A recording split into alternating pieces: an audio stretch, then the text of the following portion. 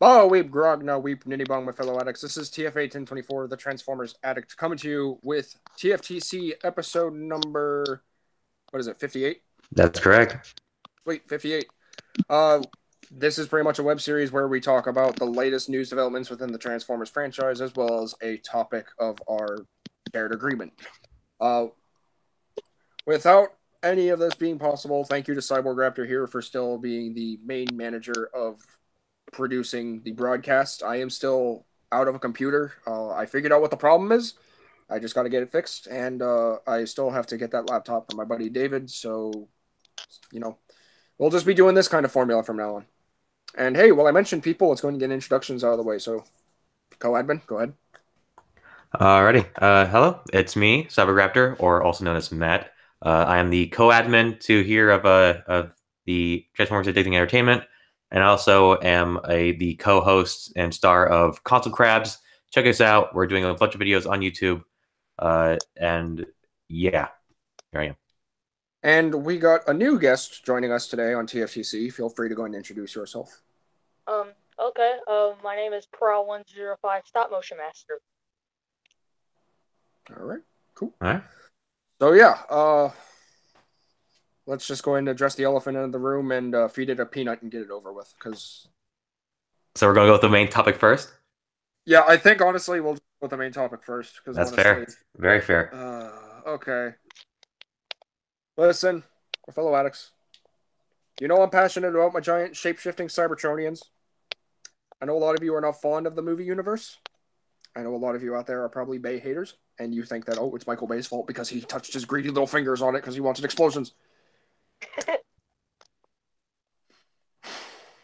I say this with a heavy heart, and I honestly am kind of tearing up at the moment. Because of that crap, cinematic universe, the future of the Transformers films, for the story that was being followed, is no more. I genuinely, if you follow me on Instagram, you know I raged out. So hey, kudos, you got early access. But seriously, I am not happy about this at all. I love these movies. I think they're a beautiful spectacle, whether or not the writing is good or bad. I love the designs of the characters. I love the characters in general. The This is stretching it a bit. The personalities, I think they're okay. I have my fan favorites. I got Ironhide. I got Hound. Big boys. I got Bumblebee. I can't believe I said that, but yeah, I like Bumblebee. You heard it here first. Um, Optimus, obviously, the designs for all these Cybertronian characters looked very alien for the Autobots. They looked pretty. They looked like how they would look, but the Decepticons just. You look at that thing and it doesn't even look human. It looks completely alien, and it's really cool to see how diverse it can be in one mode from another. But yeah, I I can't really say I'm too pleased about this. I'm honestly devastated about this. I really wish that this thing could continue. The writers' room was even announced to be canceled. Like, what? Right after TLK? Yeah, about like a month ago, month or two after, maybe three. Like, if that's the first little bit of bad news, this is kind of expected, honestly. Because, I mean, while the movies are entertaining, like, they do have a lot of issues. There are a lot of plot points that are kind of dropped from each movie. There is a bunch of time skips as well, like between the years. So I can understand as to why this thing had issues, and then also kind of rebooting the story a little bit with Mark Wahlberg as Cade Yeager. That was okay, and I say that loosely because I think Sam Witwicky kind of had a stronger story. That's just me. I mean, I like Cade. Don't get me wrong; he's cool, but Sam honestly had a stronger story. I mean, we actually got to see his life progress. What did we see Cade do? You know,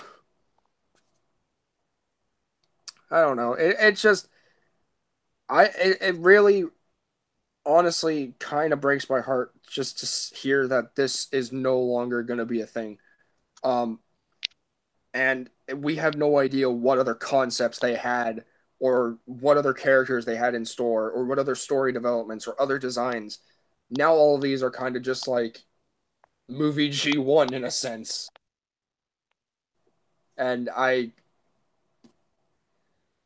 kind of sad to see it go. I'm not sad. I'm devastated. What the fuck am I talking about? I'm really devastated to see these all go. It sucks. Because what's in store for the reboot? We have no idea. I mean, okay, this was something I kind of asked just to kind of ease my mind, but I asked my mom, could they reboot something but still use the same designs prior to what the original was based on? She said yes. I mean, essentially, that's what Cyberverse is doing. They're using Generation 1 inspired designs.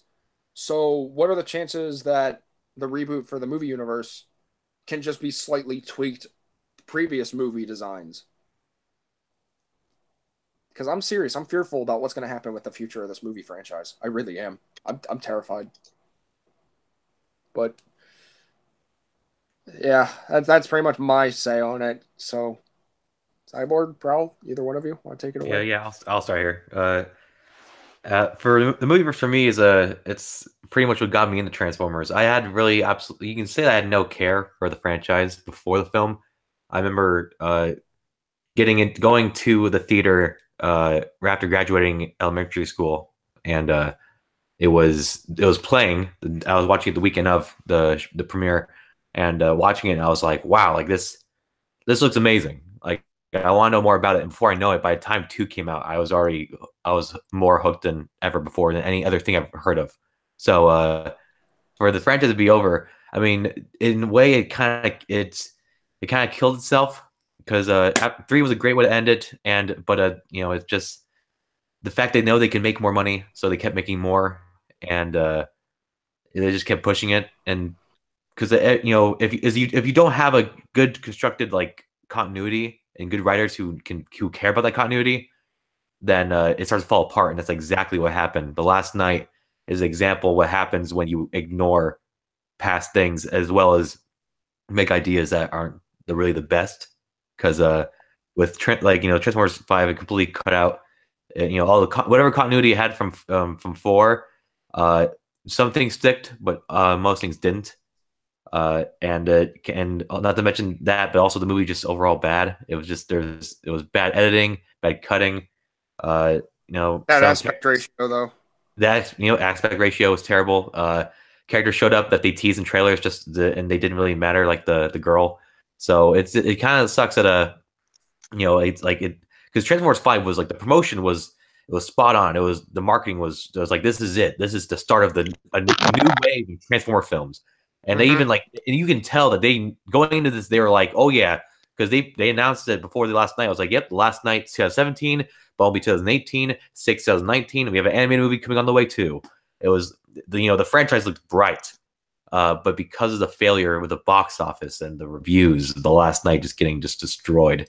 It was obviously Hasbro thought it was it is technically the right thing to do for Hasbro, to be like, look, if we just make another one, it's not going to work out probably, because there's just too much hate. Like, all my friends in my group, they all, if I talk about Transformers, like the new one, they're like, look, man, like, oh, whatever, Transformers, like, I'm tired of it. It's never going to change. And Bumblebee, I feel like, is different because it's a whole different like director and everything. And as far here, there is a bit of hope in this, is that, so before the Last Night, we have a whole franchise coming in, and then after Last Night, they cut it all away.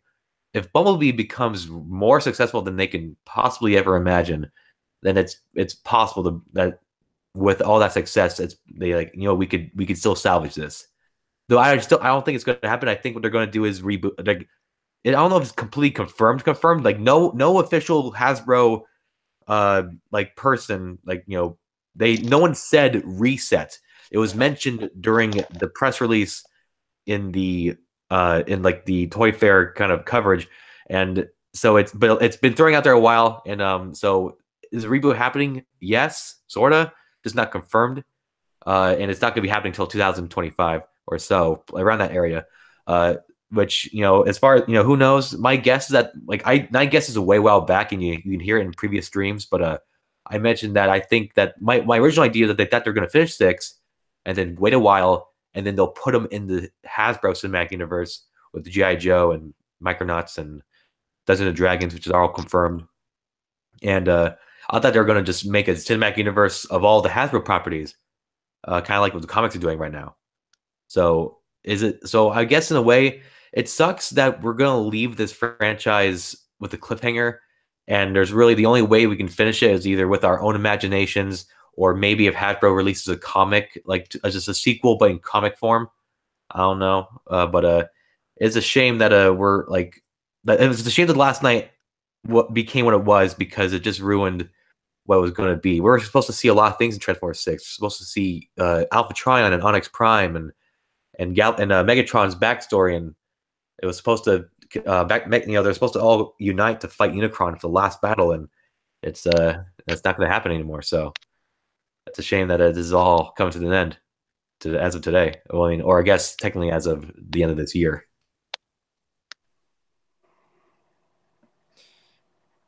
Yeah, I'm still fearful about what the future holds. I'm just.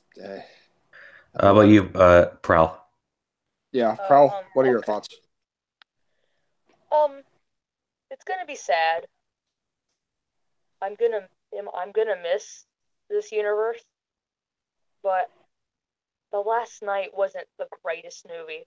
It had the good moments, it had bad moments.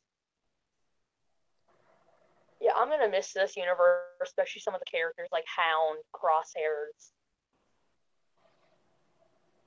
So, yeah. Wait, is the Bumblebee movie gonna be the last movie? It's the last one. It is the last one. And what? They're not gonna make another movie until after that it's unconfirmed when the next one will happen. Cyberverse, you better be good. Yeah, that's it. When it comes to media, that's honestly, gonna be it. This is it. If they manage to screw up here, I don't think I'd be coming back to Transformers anytime. I mean, I'm obviously still gonna like the toys, but the shows and movies. Yeah. And Michael, you know this. Sorry to interrupt. Like because way back 2011 when we were still talking on PlayStation only, like I saw like because the thing that brings me back to Transformers is the movies. That's what keeps my fandom going.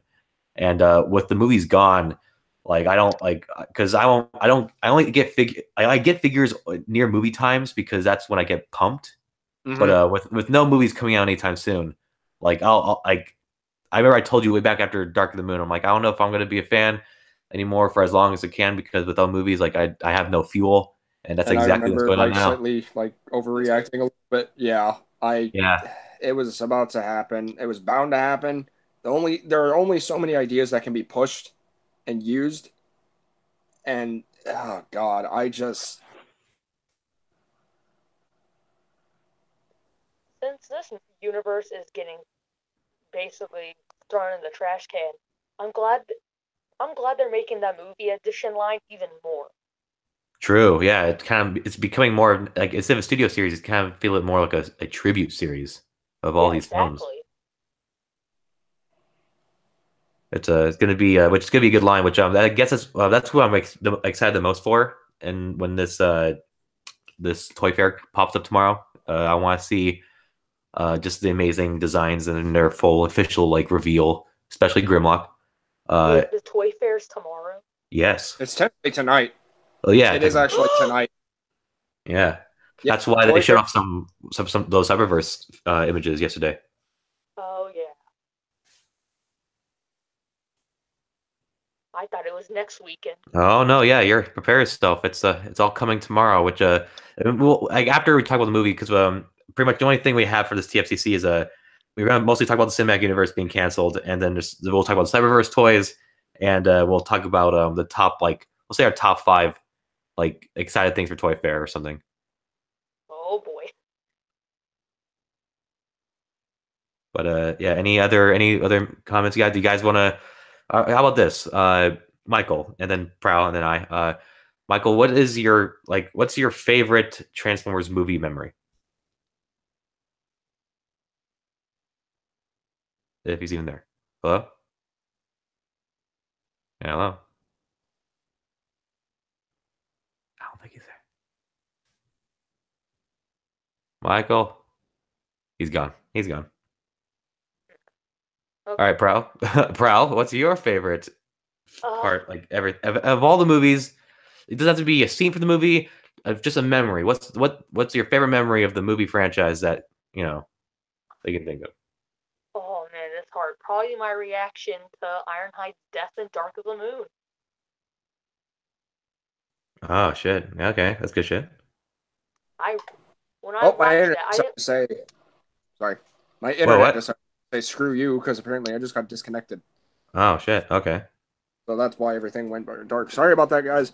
Um, so yeah, what was I saying?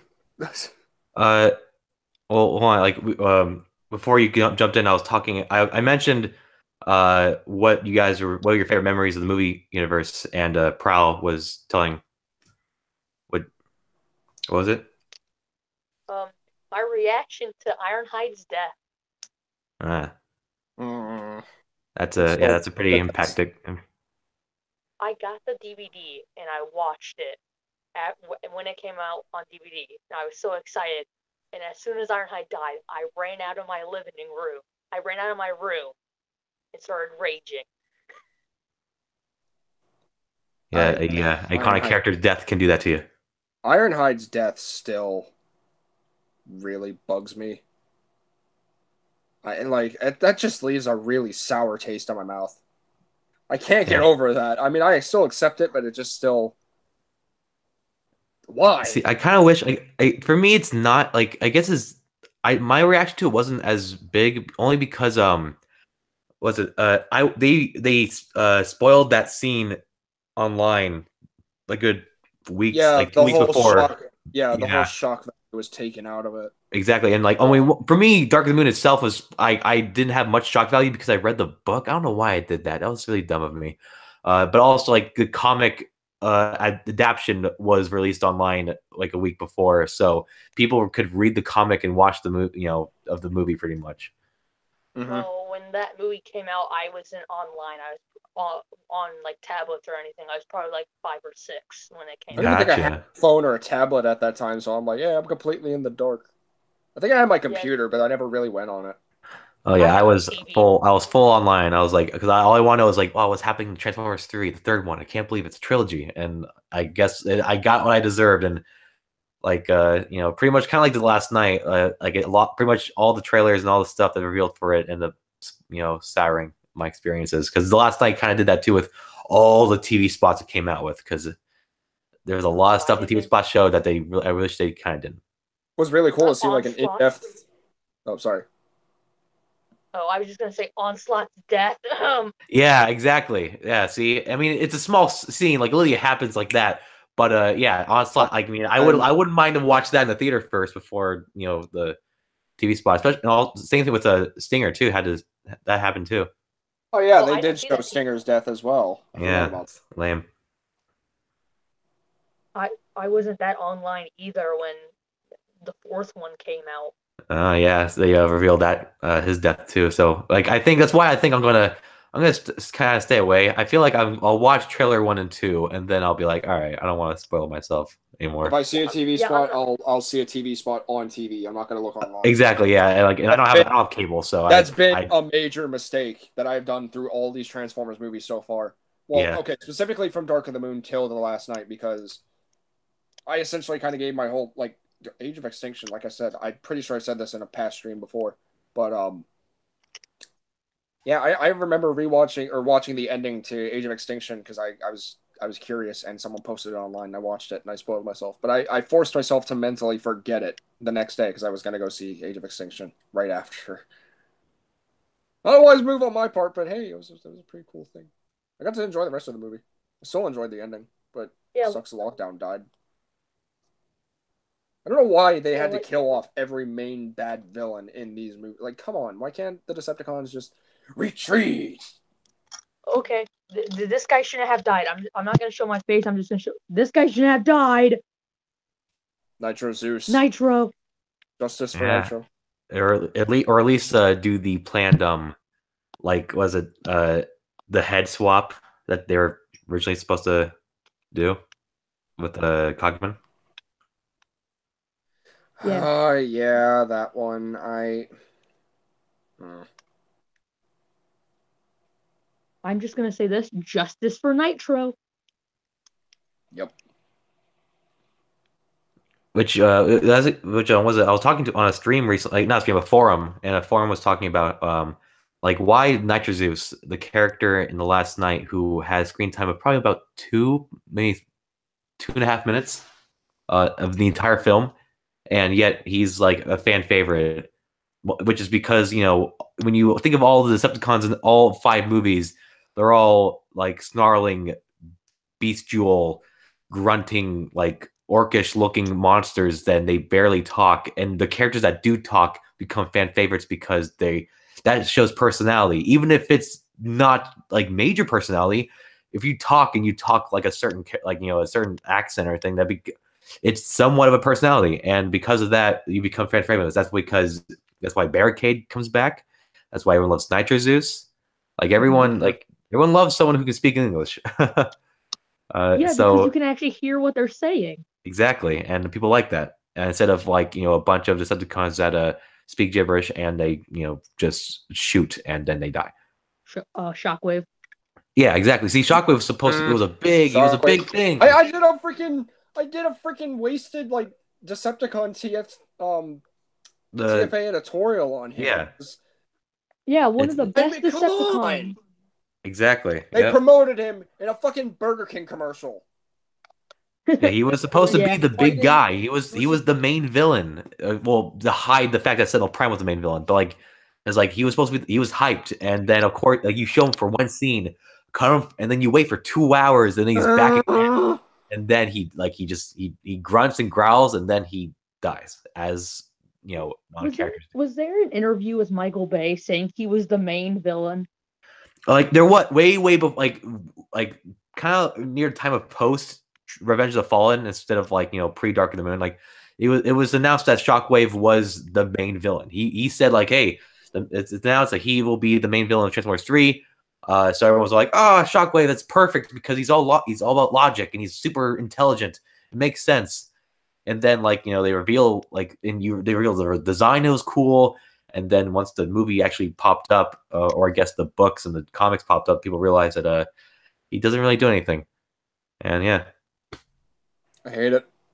I hate he was so wasted. I hate Stinger was wasted. I hate that all the Decepticons were essentially wasted. I really do. They could have been better.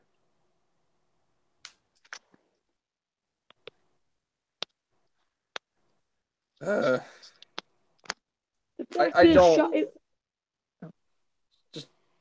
don't understand what's so hard to make Decepticons actually have personalities and still be in these films. That's one thing I never understand at all. I mean, Starscream actually had some potential, but then again, the Starscream.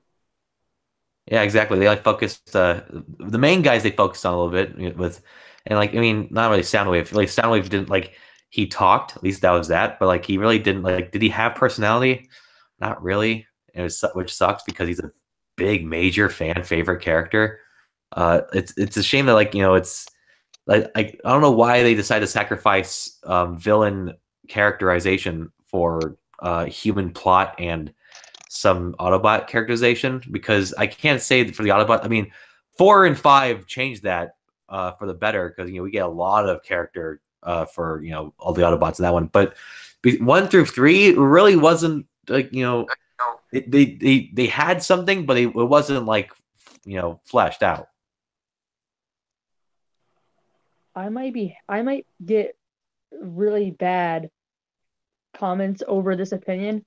I like Movieverse Laserbeak than Movieverse Starscream. That's a pretty interesting opinion, because I don't know, because Laserbeak, I almost forgot about Laserbeak because I hate. You know what this movie gave us that no other Transformers iteration has given us? Huh? A talking Laserbeak. That's an actual English speaking Laserbeak. And he goes to a guy's house and kills him. And transforms into a pink bumblebee. Yeah, exactly. Yeah. Exactly.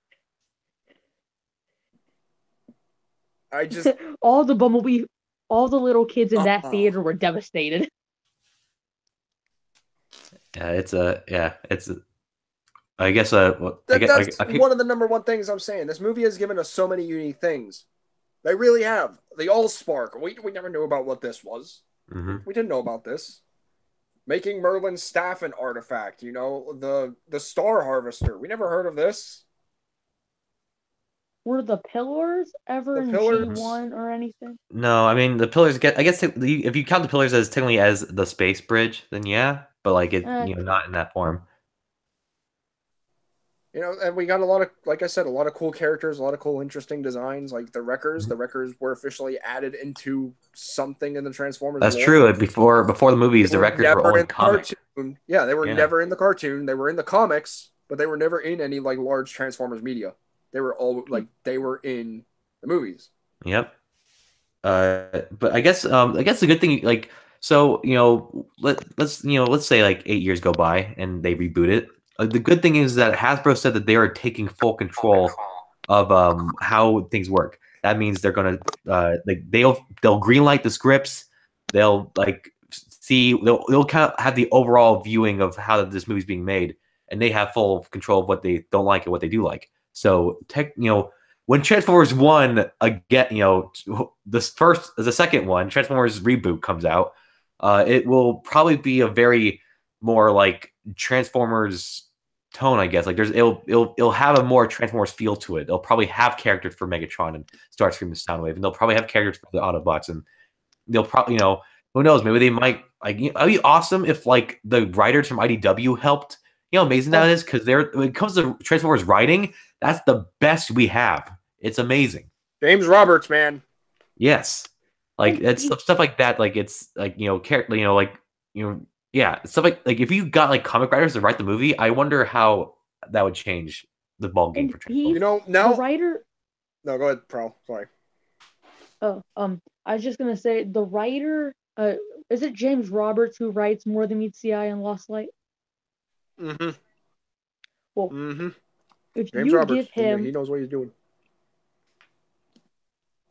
Oh, I gotta I think go. it's James Roberts. All right. Oh, okay. Yeah. So like, while he goes, like a quick BRB. Maybe this could be good because like now that Hasbro is taking full control, do you know what we could possibly be getting? Like a good movie? More Than Meets the Eye movie. Yeah, see, like exactly. Characters it could be like Guardians of the Galaxy style. Which I mean that would be interesting. Like I don't know if they'll go that route, especially with if they're making the Micronauts movie, which is Hasbro's answer to Guardians of the Galaxy. Oh damn it! Really? Yeah. Oh yeah. Have you read any of their comics?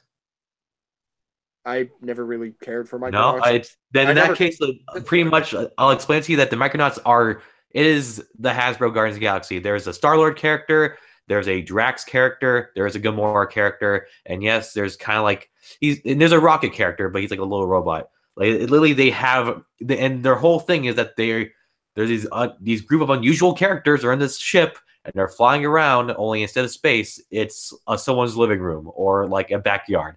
It's alien to them, so it's totally gonna be their like Guardians of the Galaxy because they all act like the Guardians and they all do stuff like the Guardians. Oh yeah, so it's gonna, which I'm excited for because I've been reading the Micronauts, and right now the comics are it's not Micronauts anymore. They're called Micronauts and Rom because their villains kind of fused together, so they are kind of together now.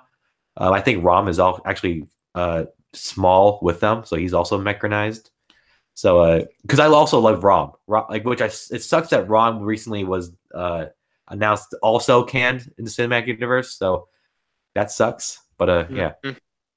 The reason I said like I thought the More Than Meets the Eye movie would be like Guardians of the Galaxy style is because these guys are essentially traveling across the galaxy looking for the Knights of Cybertron and Cyber Utopia, so I could kind of see it in that kind of style, and.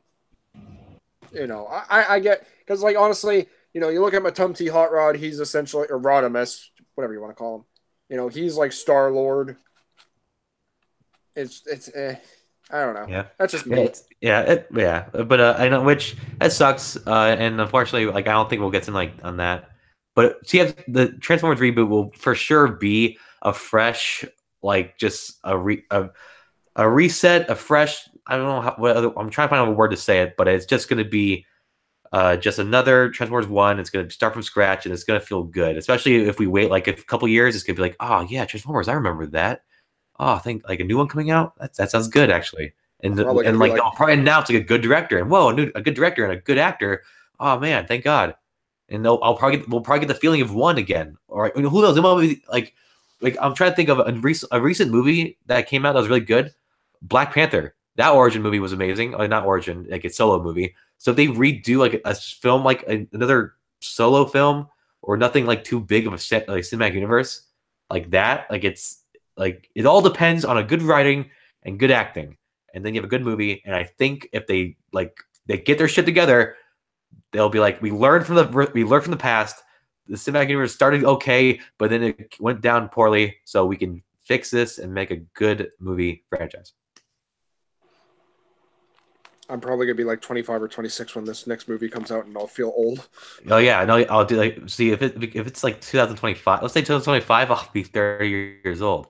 I don't think. I mean, will I watch it? Yeah, of course I'll watch it. I mean, but like I'll be like, I don't know. Who knows? Maybe I'll be dead. Maybe I got hit by a car like next year. Jeez, don't even think about that. Well, I'm just saying, like any possibility is happening.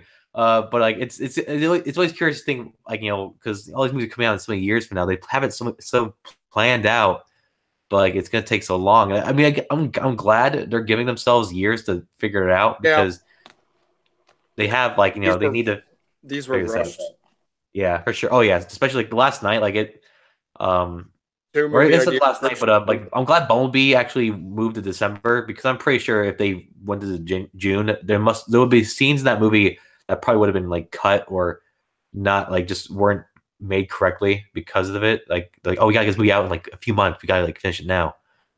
So I'm glad they have time to edit. I'm glad think about it. Get a break. I'm pretty sure the toys are still going to be like out of the park aside from like the simplified ones, because like who knows what could happen after Power of the Primes? We have no idea. Yeah, exactly. Because all like just the advanced engineering of toys recently have been pretty great. Yeah, it's been really good. Like the Prime Wars trilogy, like they've given us stuff that we've wanted for so long. They and then like from Generation 1 from 1985 to 87. We still have yet to get some things like Autobot Target Masters, which might be a possibility because if this is just Combiner Wars / Titan's Return, might as well go all out. Actually, it would be really great from Power of the Primes that, or not Power, like just like a toy line that's G1 inspired is because my friends rag on me in this all the time because I tell them Transformers stuff and they love the idea of the Breast Force and Sky Gary. Yeah. So I would love to get a Power of the Prime-esque toy of Sky Gary and Breast Force. Oh, if we got freaking Breast Force, like the actual Lyle Kaiser combiner, but like actually had the breast animals and everything, that would be great. I still love the Combiner Wars Lyle Kaiser, don't get me wrong, but like I think if like because I mean obviously people in this in our side of the region doesn't really know like Star Saber the character and Dia Atlas and Sky Gary, but I'm pretty sure if they if they made toys, an animated character. What? Wasn't Sky Gary an animated character? I mean, he was an animated. Like, I mean, he started way before that, but there was a tiny little Easter egg with him in the background.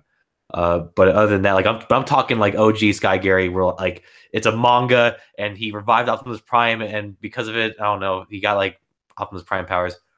I just think the name's hilarious. Hopefully they can keep that like patent or like the rights to that name. Because I want to, I think Sky Gary's a great name. Yep, I see it. Yeah, Sky Gary. Where is he from? He's from the old manga. Battlestar. Jesus Christ, this is old. Yeah, it's crap. I think that's also I think he's in the same like series where Dia Atlas comes from, but I'm not sure. Oh, you mean Transformers Zone? Maybe. I mean, you're right that he's from Zone, but I don't know if Sky Gary's in that show or if he's just in the manga only. I think it might just be the I think it's the manga. But I think we're getting off topic. Overall, it sucks that the movie franchise is over, but I'm glad that they're preparing to revitalize it into a better franchise.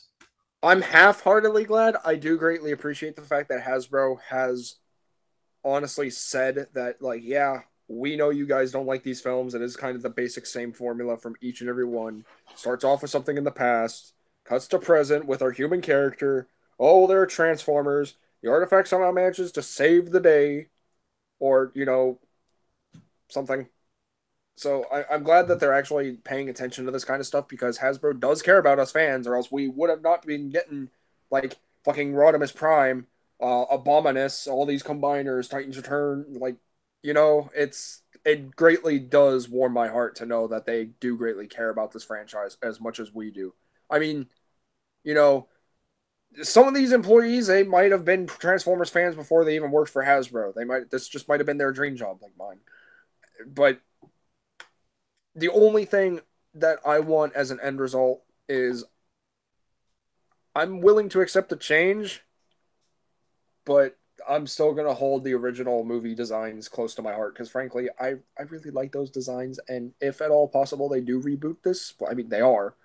But when they reboot this and they do announce the reboot, I really hope they somewhat kind of stick to the core material because those designs are great looking. Yeah, do you think they'll keep because they'll just keep in mind this will be in 2020, and as you can tell, looking at the movies in the past, like robot designs kind of influence future robot designs for movies in general. Like, for instance, the guy who designed General Grievous designed Starscream, and you can kind of see it. And I wonder if and we'll keep getting sci-fi nerdy comic book robot-esque movies in the future. So I want how the Transformers are designed will reflect the time, the timeline of movies eras at that time. Like in 2025, I wonder how robots look like will reflect how Transformers will evolve cinematically as designed characters. And I'm curious to see because I don't see any knight armor showing up again anytime soon. Or I see. It was a cool thing, but no. I think we're gonna get some classic or designs. I think we're gonna get our Bumblebee with the horns. I think we're gonna get I think they're gonna be more because 2007 was the movie years of it's the movies of the version of the show, so things are a bit different and they're cooler and darker.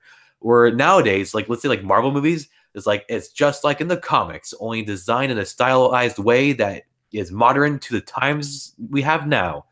Because you see characters from Guardians of the Galaxy or the Avengers, where their designs are very similar to their comic book characters, but just in a modernized look. And that's what I want to see in this movie franchise. I want to see just a modernized, slicker version of Bumblebee and Optimus Prime from G1 or whatever, Evergreen or Cyberverse.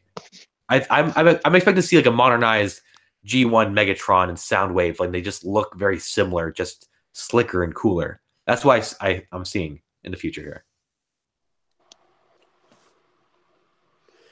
I'm still curious to see what's going to happen, but I'm also fearful. But all I hope is end result, it just better be better than what they anticipate. This better have a lot of love put into it because if they're taking things into their own hands now, it better be damn good. Yeah. Also, release 6 as a comic book, please. Or please give us tell us what happens. Anything.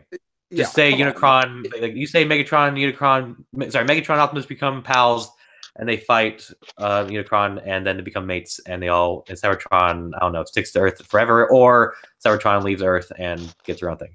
Just saying. It was such a cliffhanger last movie. Exactly, because and because I said before, they gave us an idea. Because we would have seen Alpha Trion, we would have seen because this is all about the power of the Primes, so the Primes would be a big thing in this movie, and we missed the opportunity, and now we're I don't know, just won't. There are some characters we'll just never see in the movieverse. We'll never see Springer. We'll never see Ultra Magnus. We'll never see Cup. We won't. No, it's not in this franchise, but maybe in the future reboot. Maybe in the future. As of right now. Yeah, there's no Prowl. Yeah, no Prowl, Trail Cutter, opportunities. They're gone. You mean Trail Breaker? Sorry, I'm grabbing the recent name. No, dude, I know. I hated that whole thing. Trail Breaker, Blazer. Just stick with the name. Stick with it. I get copyrights a thing. Stick with the name. Mm-hmm. But yeah, let's all say goodbye. Our last goodbye to the movie franchise because it's officially over. Oh, I keep saying officially over, but it's technically not because we haven't even seen Bumblebee at all. But this year will mark the end, and it's gonna suck. Hey, we still got one more movie.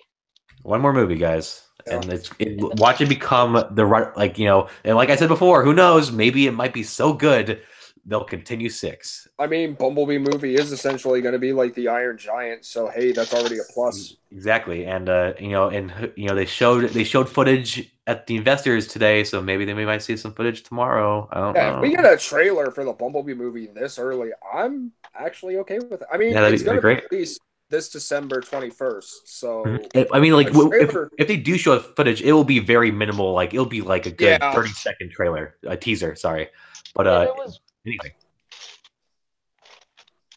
Yeah, I was in one Hangout chat, and during the Super Bowl, we were a lot of them, and even I were hoping for a Bumblebee movie, and then one of the guys in the chat are like, they probably won't make it a teaser because it's coming out in December. Yeah, so we still have some time.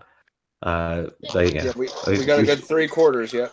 You know, so we got to be a little patient. But even now, honestly, releasing a teaser trailer, that wouldn't be bad.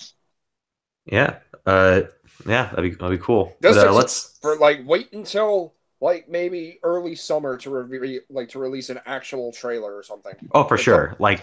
I'm guessing around May, if not late March. Yeah. I just want to sorry, not late March. Late April. So. All right. So let's move on to our what? Do you have anything? I was just going to say one last thing to kind of quote Optimus from Predacons Rising. Do not lament the absence, but simply, think of it as a new beginning, a new another transformation. Because we're going to get movies. We just got to wait. So, yeah. Do you guys think the animated movie is also canceled? Or do you think that was something else in general? What if it was just never even a movie, like a movie universe movie? What if it was just another, like an animated Transformers movie that they're making something else of?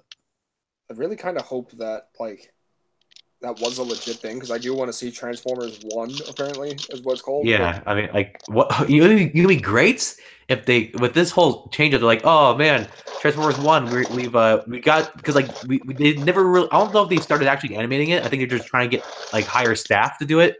But it'd be great if they're just like, hey, Transformers 1 is now Transformers 6, animated and released straight to DVD. I mean, that was suck. I mean, I don't want it straight to DVD, but hey, if it's an animated story-ending movie to last night, whatever. Yeah, give me something. It'd give us something.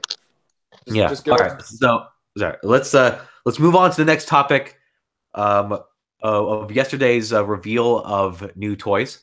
Yeah, I shared my opinions on Instagram. Again, that is where you guys can get exclusive behind-the-scenes stuff, as well as my personal opinions on certain selected Transformers news developments. I saw these things, and I see you got an order placed there. Why would I close that? Might be. What'd you buy? But, ooh, I didn't see these. No, those are something else. But yeah. So we got here some new Cyberverse toys. Okay, here we go. I'm gonna tear these things a new one. Why? What was Scout Class? I'll give them credit. I appreciate that they're actually doing Gerwalks as legit things. I think I think that's actually kind of cool. But the Bumblebee and Megatron, what the fuck happened? That looks stupid. Yeah, I mean, it looks like they're just on their ass, and they're just like, I'm gonna attack you. Yeah. This is totally this is a younger for 3-year-olds toy gimmick that they don't care as long as they're playing with the toy. But these are obviously these aren't for collectors. These are just funky things. For a sec, I remember my first saw this image. That was my first image of Grimlock. I'm like, wait, is Grimlock just gonna turn his head into a dinosaur and that's it? I was almost a little upset. I'm like, that can't be the actual transformation, right? It looks stupid. But yeah, now I know that. Shots. Yeah, it's shots. Somewhat shots. I mean, for little kids, hey, go for it. But for me, I'm skipping these. First time TFA said skip figure. Yeah, you heard it here first. The latest happens. I'm skipping these figures. Yeah, that's fair. I mean, you can I'm pretty sure no collector's gonna get the gimmick lines, not the best ones. I wouldn't be surprised. Chefatron and a few others have kind of tipped their I can't talk. Dipped their toes in that kind of stuff. Well, they're lame. Confirmed. Cyberraptor said it first. Oh All right. shit! All right, let's move on to actually some cooler toys, like the Ultimate Class. Oh, I thought we were going to Warrior. Okay. Yeah, Megatron. That tank mode looks like he's going to kill you. Oh yeah, it's really good. It's very G1 inspired. This is stuff I'm talking about, folks. It's like And that robot mode. To quote Jobby the Hung, put it in my ass. Yeah, it's good stuff. It is a really do like that robot mode. That looks gorgeous. That looks really good. IDW? Not I won't say IDW, but it's very. I would say it's very like it's like a modernized G1. Like especially his face is very kind of G1ish. Like it has the very like villainous '80s like upper chin. He does have like a super chin sort of thing going, like almost animated-esque actually. Yeah, well, but nothing can beat animated's chin line. It's pretty. No, it's pretty intense. They gave like Sentinel Prime a Jay Leno chin for God's sake. Yeah, dude. They somehow like they were trying to disguise Optimus Prime's toy chin as like his face mask was the chin, and you just move it up and it's the face mask. Nice try. Who said Sentinel needed a sword and shield? He had a chin. This Megatron though, I really do like that tank mode. That looks actually really cool, really menacing looking, very clean, honestly. Yeah. Aside from the visible hinges, but it looks really clean. Yeah, I know. Like, it's one. I'm glad. Like, so this is technically the blood relative of the RID toy line. Is like it's the same kind of simplistic like designs and engineering. Yeah. But this one has multiple classes, which is really cool. So seeing like just seeing like the fact that like simple designs, but yet they're still like they transform well from what looks like it, and the designs are like pretty alright because like that Megatron, that tank, like they look. It's pretty cool that that how it combines how it transforms to that tank, and also it's just like it looks pretty clean in robot mode. That it's pretty fusion nice to see. cannon looks menacing. Yeah. That fusion cannon looks so menacing. I absolutely love it. It captures the aggressiveness of that thing so well. You look at that thing, it gonna kill you. Yeah. If you're in the way of the tank, it's gonna just run you over. Yeah, it's you did before you could even blink. Those are some massive treads. It's you won't really last in that one. God, can you imagine a human standing next to that? Yeah, you just walk out of school. Oh, hey, tank! Wait, what? Runs you over. Yep. Yeah, it's insane. So, but I'm not gonna lie. I've said I might skip on the Cyberverse toy line. I might actually pick up this Megatron just because it looks so damn good. There's some toys here. Like, in fact, it's actually I think it's the last image, but which me and Michael talked about earlier today. You're saving the one image that we talked about. Oh yeah, it's last. Yeah, it's luckily it is the last one, so we can talk about that later. But what the waste. So the Ultimate Class Megatron's pretty good, but also for the second figure for Ultimate Class is our Ultimate Class Optimus Prime. Whoa, he looks good. Yeah, it's pretty nice. This is this is where my opinion actually differs because I look at that truck mode and I just see those windshields being like giant widened eyes, like ooh, a penny. It just looks it looks weird. It looks so weird and so disproportionate. I do have my nitpicks on this one too. Like, for me, like I hate it when a car piece covers the whole hand, and like a lot of toys do that. And like this one, like for Optimus Prime, his whole hand is just engulfed in like the cab of the truck, and like it bothers me, and it's kind of just that like that, and also I mean, so there's that. Look at the Age of Extinction Hound; they did the same thing. Exactly, yeah, and like so like and that's why it just bothers me. It looks like they're just wearing mittens. And like he's just kind of like it's not cool in my eyes, but I'm a fan of Optimus Prime's having the flat chest like windows, like just one piece. I like that design of any Optimus, so I'll give it that. I think that's really I like this design of him. I'm still not okay with that truck mode though. Like I said, that windshield just looks weird. Unless that's like the faux chest sort of, or no, that's not a faux chest. That's a legit chest. So yeah, that's a legit chest. Yeah. Okay, so that might be what. Okay, so a sacrifice in vehicle mode has to. Okay, I might. Oh yeah. This is because one toys when it comes to Transformers they sacrifice the engineering for one mode for the other, and this is for sure the robot mode. I feel like I was a little too harsh on, and that was just my initial thoughts. But like honestly, it doesn't look too bad. It Yeah, just and this is you once again like this is not unlike RID. Like this is straight up like this is a G1 inspired Optimus Prime. He even has the yellow triangles. We haven't seen those since G1 holy crap! on his I arms. didn't even notice those. Yeah. Yeah, exactly. That's pretty nice to have them. Like this show is gonna have a full inspired G1 design. I like. Okay. If that's the case, I can forgive the truck mode. I mean, they actually gave us like a G1 looking accurate chest out of this, so I'm okay with that. But it just still looks a little weird. Yeah, I mean, and you can tell there's gonna be like from looking at the top of the vehicle mode that backpack's gonna be pretty thick. Yeah. Like I mean, but it'll be enough. But the toy's design is good enough to where I can forgive that flaw. Am I the only one that sees animated out of the truck mode? I see it. Yeah, I know what you're talking about.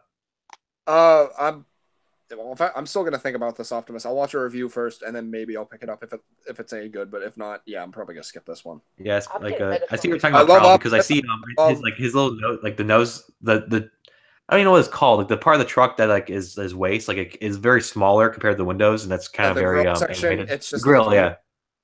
It's just really disproportionate. It's weird. Mhm. So that's just me. I mean, I'm a fan of Optimus. I love Optimus. He's one of my favorite characters of all time. But like this toy, it better have a good justified review. Otherwise, I'm not spending my money on it. Oh, yeah, these things are is this like $30. I was gonna say, so these are the Voyager class. I think these are. Yeah, I was like, because like these classes have different names. So I don't know. I'm guessing this is the Voyager class of this toy line. I think these are the leaders, and then the Ultra classes are the Voyagers. Oh, gotcha. Which Ultra class? That hasn't been used since fucking Armada. They're actually using an Armada term for a class. Which I've never even heard of Ultra class. So I have no yeah, idea. those used to be like freaking Armada, man. Like that was like Jetfire and Optimus, Megatron, and Tidal Wave. Oh, that brings me back. Flashbacks. That brings me back. Honestly, I'm kind of happy they're using that term again, but I don't think the toys justify that. And yeah. That's our segue. That's moving on to the next thing. Yeah, that's Ultimate class is pretty nice, but so next we have, speaking of which, the Ultra class. Fuck that piece of shit. I think it's I mean it's very it looks like it's gonna be a gimmick like design, like it literally there's no like there's no leg articulation. It's totally like one piece, so that's for sure a gimmick class. Unfortunately, that my car. Opinion? Uh-huh. Oh, Prowl, you were saying something first. Go ahead. Thank you. That car reminds me of Hot Shot. I'm getting that vibe. Mm-hmm. The car looks great, but the robot. I feel like you secretly watched my Instagram because that's exactly what I said when I shared this picture. Yeah, Really? took the word right out of my mouth. That car mode looks stunning. I actually really, really like that car mode, but that robot mode kills it. I haven't checked your Instagram at all today. It has that fake faux chest bullshit that I hate. It just looks really weird. It looks like one of those. Oh dear God! It's a copy and paste of one of the robots in disguise molds. And I thought the AOE/TOK crosshairs had a lot of backpack. Yeah, I mean, like once again, like it's like for sure you can tell like the legs don't move. Like this is I'm not expecting us to see this as an actual figure. I'm seeing this as gimmick. This is that one Bumblebee. This is that one Bumblebee from Robots in Disguise that had this same sort of deal. And oh God damn it! I know it's a brother line, but come on, not even a new mold. Guys, you might hate me. You might hate me for this. I'm gonna buy it and then smash it. The fact that you waste your money on it. What's wrong with you? I'll give you the patriotic, like, yes, kudos. I'll give you a golf clap, but like, no, don't waste your money on that. What's wrong with you? No, if my mom or my grandparents get it, I'll smash it. Oh no! Perfect. Sounds good. Sounds like a good plan. Alrighty. So without thanks to this cool wide-eyed weird like his weird face and Cyborg, hide that little bar that says "Stop sharing." Where does that say? I don't even see it. I don't even see it. It's underneath the actual image. Oh shit! I see it. Okay. Do I just press hide? Yeah, just press hide. It won't cancel anything. Gotcha. Ta-da. Okay. All right. So right down here. Okay. All right. Sorry. Next here is the Ultra Classic Grimlock. Oh, Spooky. Hello. How are you doing? Spooky. Hey, hello. We're talking about the toy line, the Cyberverse toy line. Cool. I'm just gonna start off on this one. Grimlock in dinosaur mode actually doesn't look too bad. He looks actually kind of menacing. Yeah, it's not. Yeah, I don't mind it. Robot mode once again, it kills it. It kills I it for hate me. both. The paint is nice. They actually give us like the blue and red square rectangle that he had on the G1 toy. So holy crap, nice attention to detail, but it don't look good. I don't like it. I just don't like it. It kills it for me. The dinosaur Yeah. mode is the only good point, but that. I mean, robot it mode- is once again like it's a gimmick toy line, so like it's. I mean, I get that, but I'm an easy man to please. Like I said, I like the dinosaur mode, but the robot mode, no thank you. But I mean, I'm not gonna buy it, but I'll still share my appreciation, towards, like attention to detail. Because I do like the chest. It kind of like his chest and head have a very it reminds me of IDW. Yeah, Which I love that. So this is pretty. he has like giant shoulder cannon missile launchers on his shoulders. That actually that's new. That's kind of cool. That's Yeah, kind of cool. But overall, like yeah, I mean, once again, I mean, I wouldn't get it because I'm not a fan of gimmick toys. So, but you know, I'll wait until Warrior Class Wave 2 comes around, and they'll probably have Grimlock, and that'll be cool. But overall, this is an okay figure for whatever for gimmicks. What do you got? What about you guys? Oh, so Hey, what about you, Spooky? Like, something happened with Prowl. Something happened with Prowl. The Prowl. Oh, person. he's gone. That's, Yeah. honestly, I can't see him. Prowl, I'm sharing the screen. Yeah. No, it's all right. Prowl, yeah, he kind of dipped out for unknown reasons. That's fair.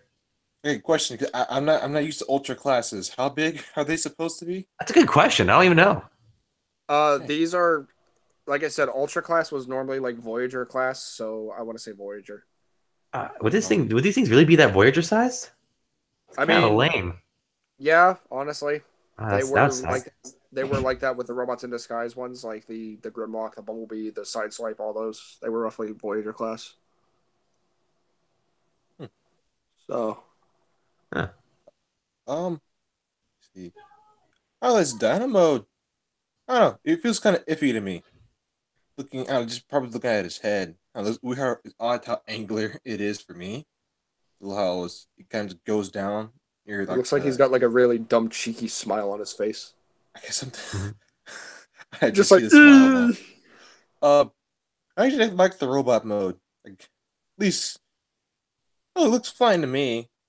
I don't know about how the legs look, since you can see how the legs are kind of set up. Yeah, that's literally the curse of every Grimlock figure. You can't like really have like good legs or like good tails. So it's just how it is. Yeah. Like I said, blue and red squares on the legs, just like a G1 toy. I appreciate that. Nice gold paint too.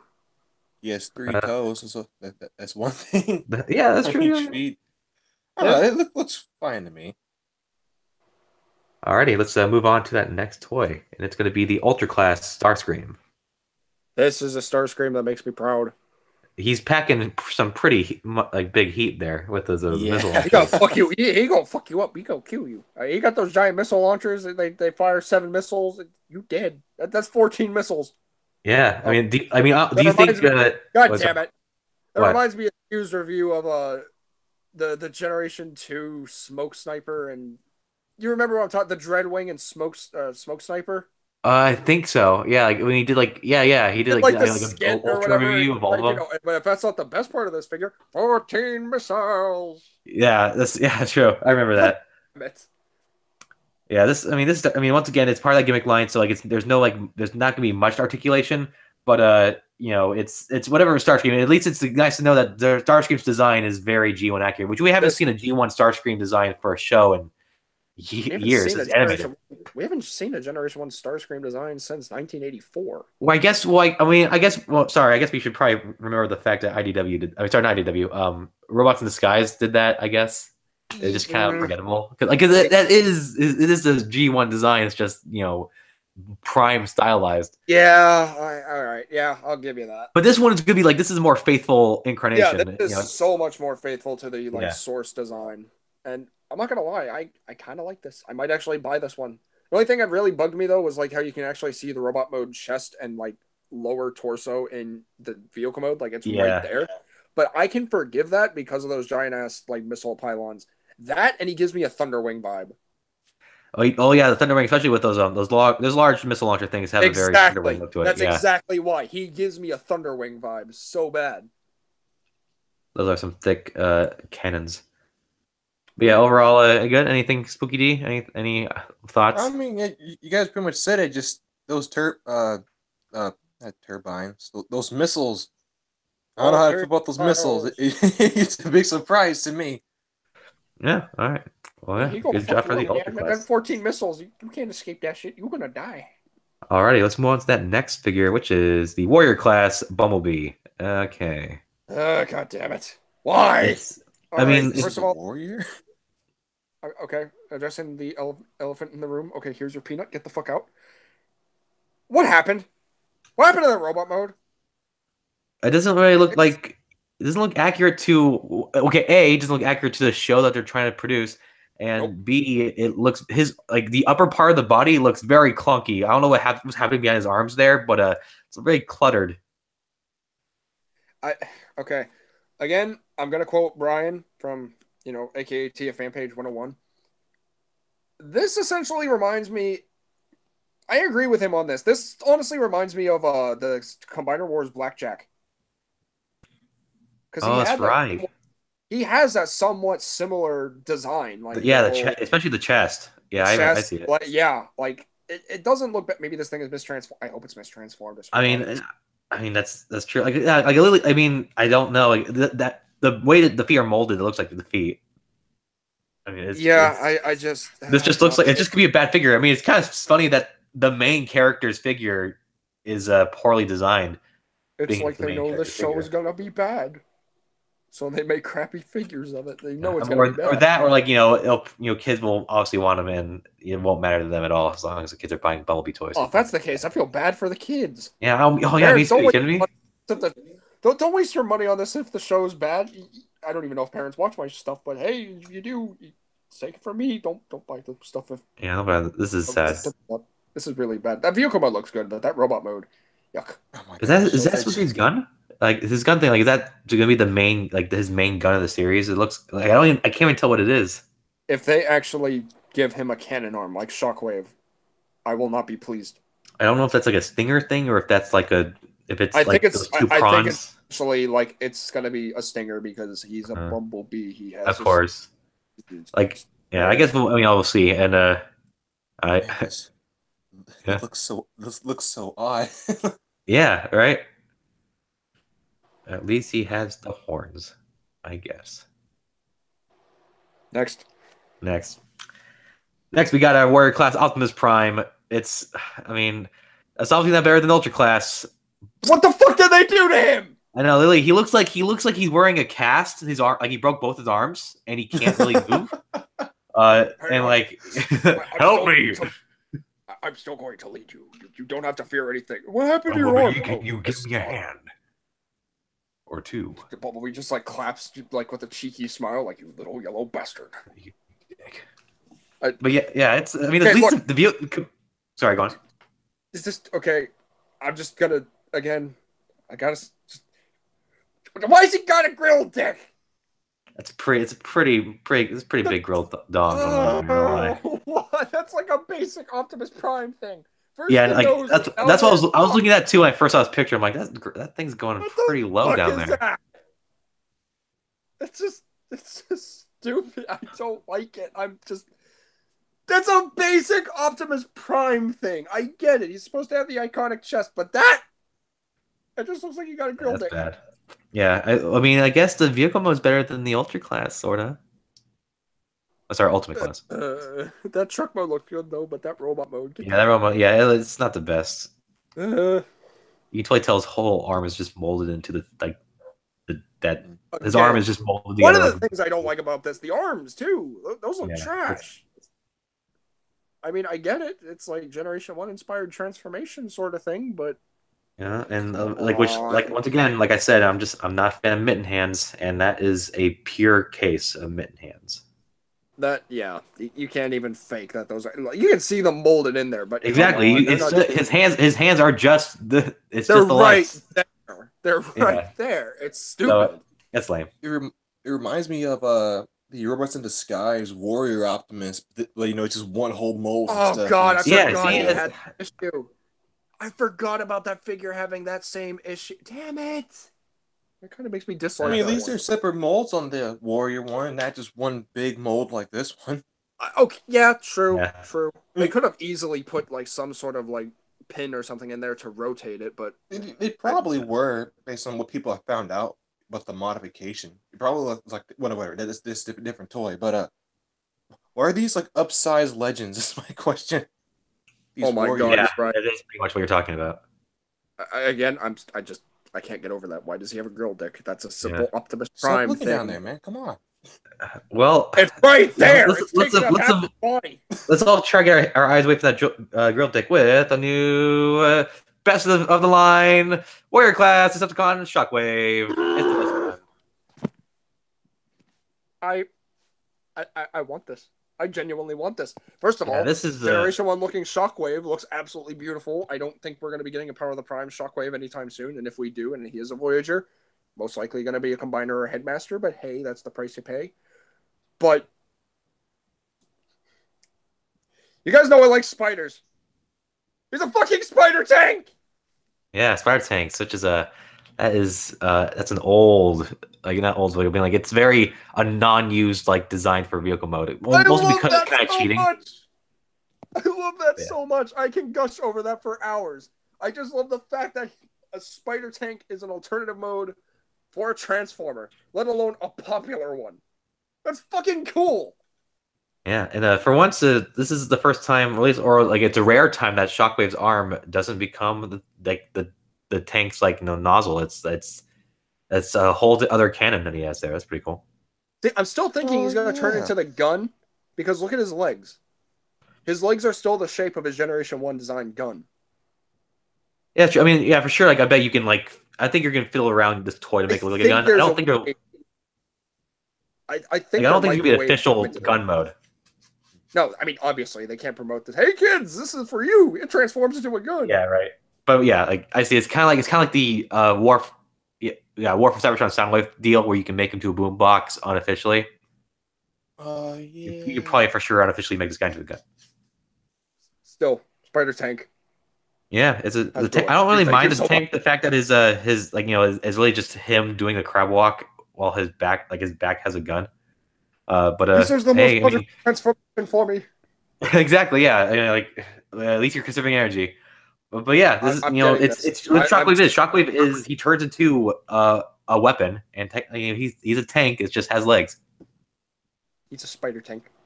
Mhm. He's a Spider Tank, and I'm happy about that. I could gush over that for hours. I love this. I really do love. I also don't mind the permanent like glare he has on his face. I like that. It's not Yeah, he looks so menacing. I really like that. Plus, yellow optic. Shockwave has Yeah, yellow that's true. optic again. That's classic stuff. We haven't seen that since 1986 in the Transformers movie.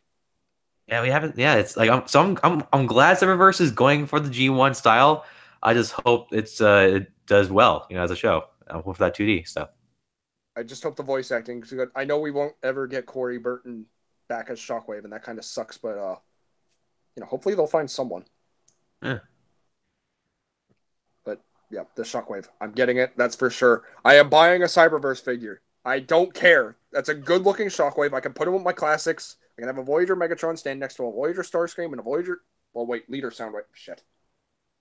As long as Walmart keeps up with the selling at their own price, then yeah, I'll probably pick it up too. Because otherwise, I like this guy's cool, but if it's all gonna be $20, I might have to pass on that one.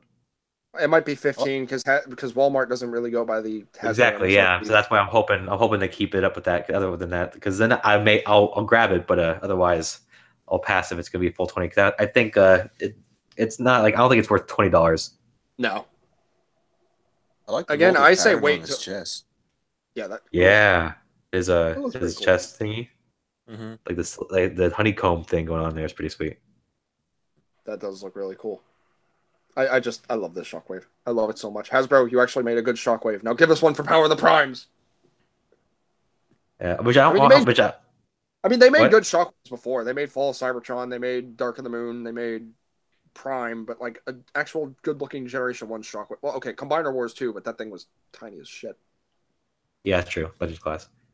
All right, and turns out I was lying. This isn't the last one. Do we have a Warrior class Starscream? It's just Starscream.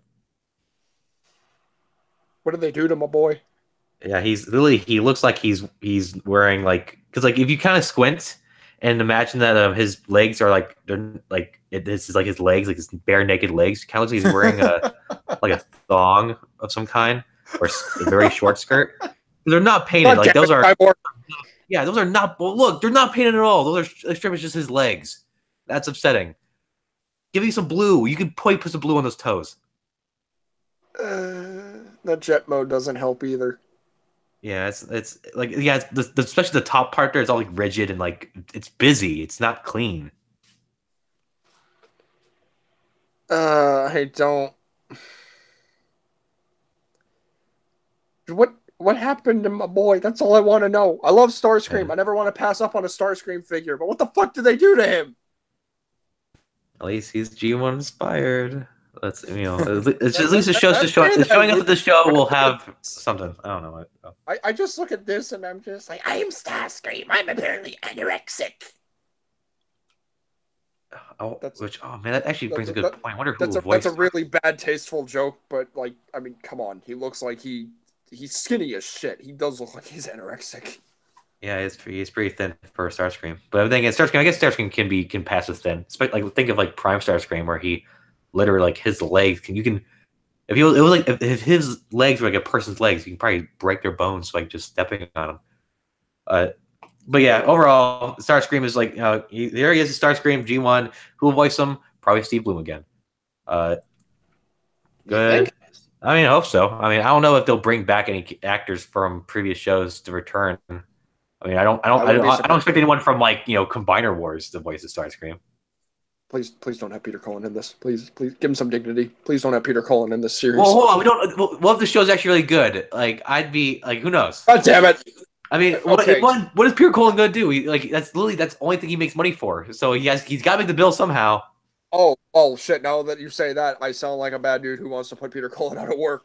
Oh, what I mean to say is, don't put Peter Cullen into a piece of shit like this, if possible. Yeah, just if it's good, don't let fucking what's his name? I don't like the guy. I don't like. What's his name? John Bailey. Yeah, don't let John Bailey take the voice of Optimus Prime. Like I said, for the record, I like John Bailey's voice. I don't have anything personal towards him. The dude gave me the freaking actual. The intro. I forgot about that. Oh, yeah. This whole time I've been smashing on John Bailey on the same channel that gave us the opening. Oh no! I don't take back anything I say though. You want to know what? You want to know what's the best part about that? Huh? He did that as a birthday gift. Oh, that's nice.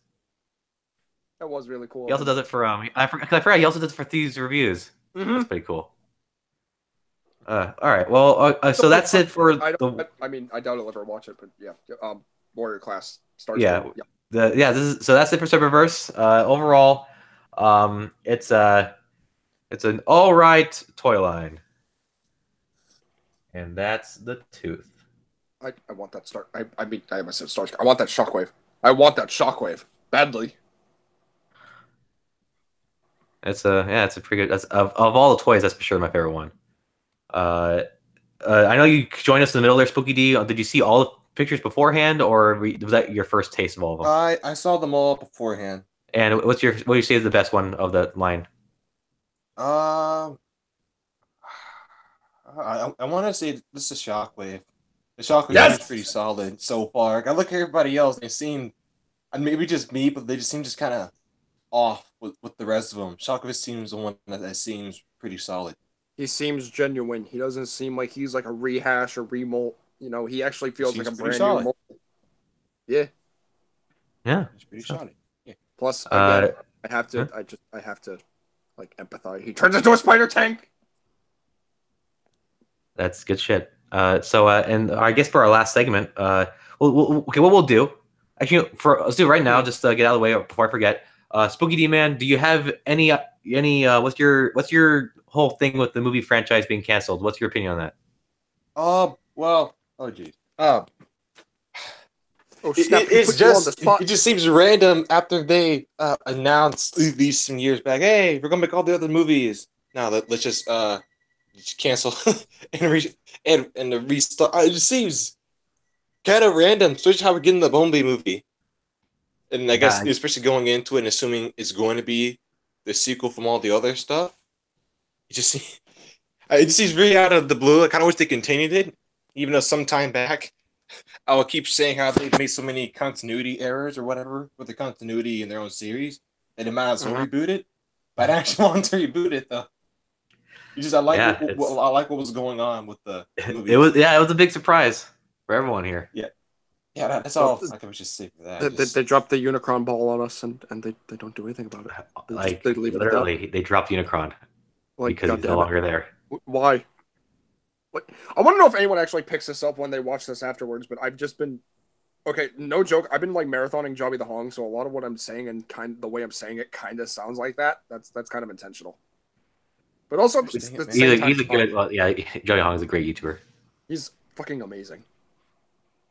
I could just watch his content just for the sake of watching content. Which that's why was it my original plot? Like my original plan, because I'm selling Michael my NPM Bumblebee. But my original plan was to be like, oh, I should send this for Jobby for a fail mail. I can imagine the fail box already, like how he reacted with that masterpiece tracks. Yeah, which I don't even like. Oh man, I'm trying to remember how did he react to that. He was like, "Hi, Stealthbot," really ecstatic about how he got it. Also, hello, Stealthbot. Been a long time. Hi, Spooky D-Man. Oh shit! Oh, hi, dude, whoa, man! They don't call you Stealthbot for like nothing. I didn't know you were here. Yeah, I just kind of joined in late. Sorry about that.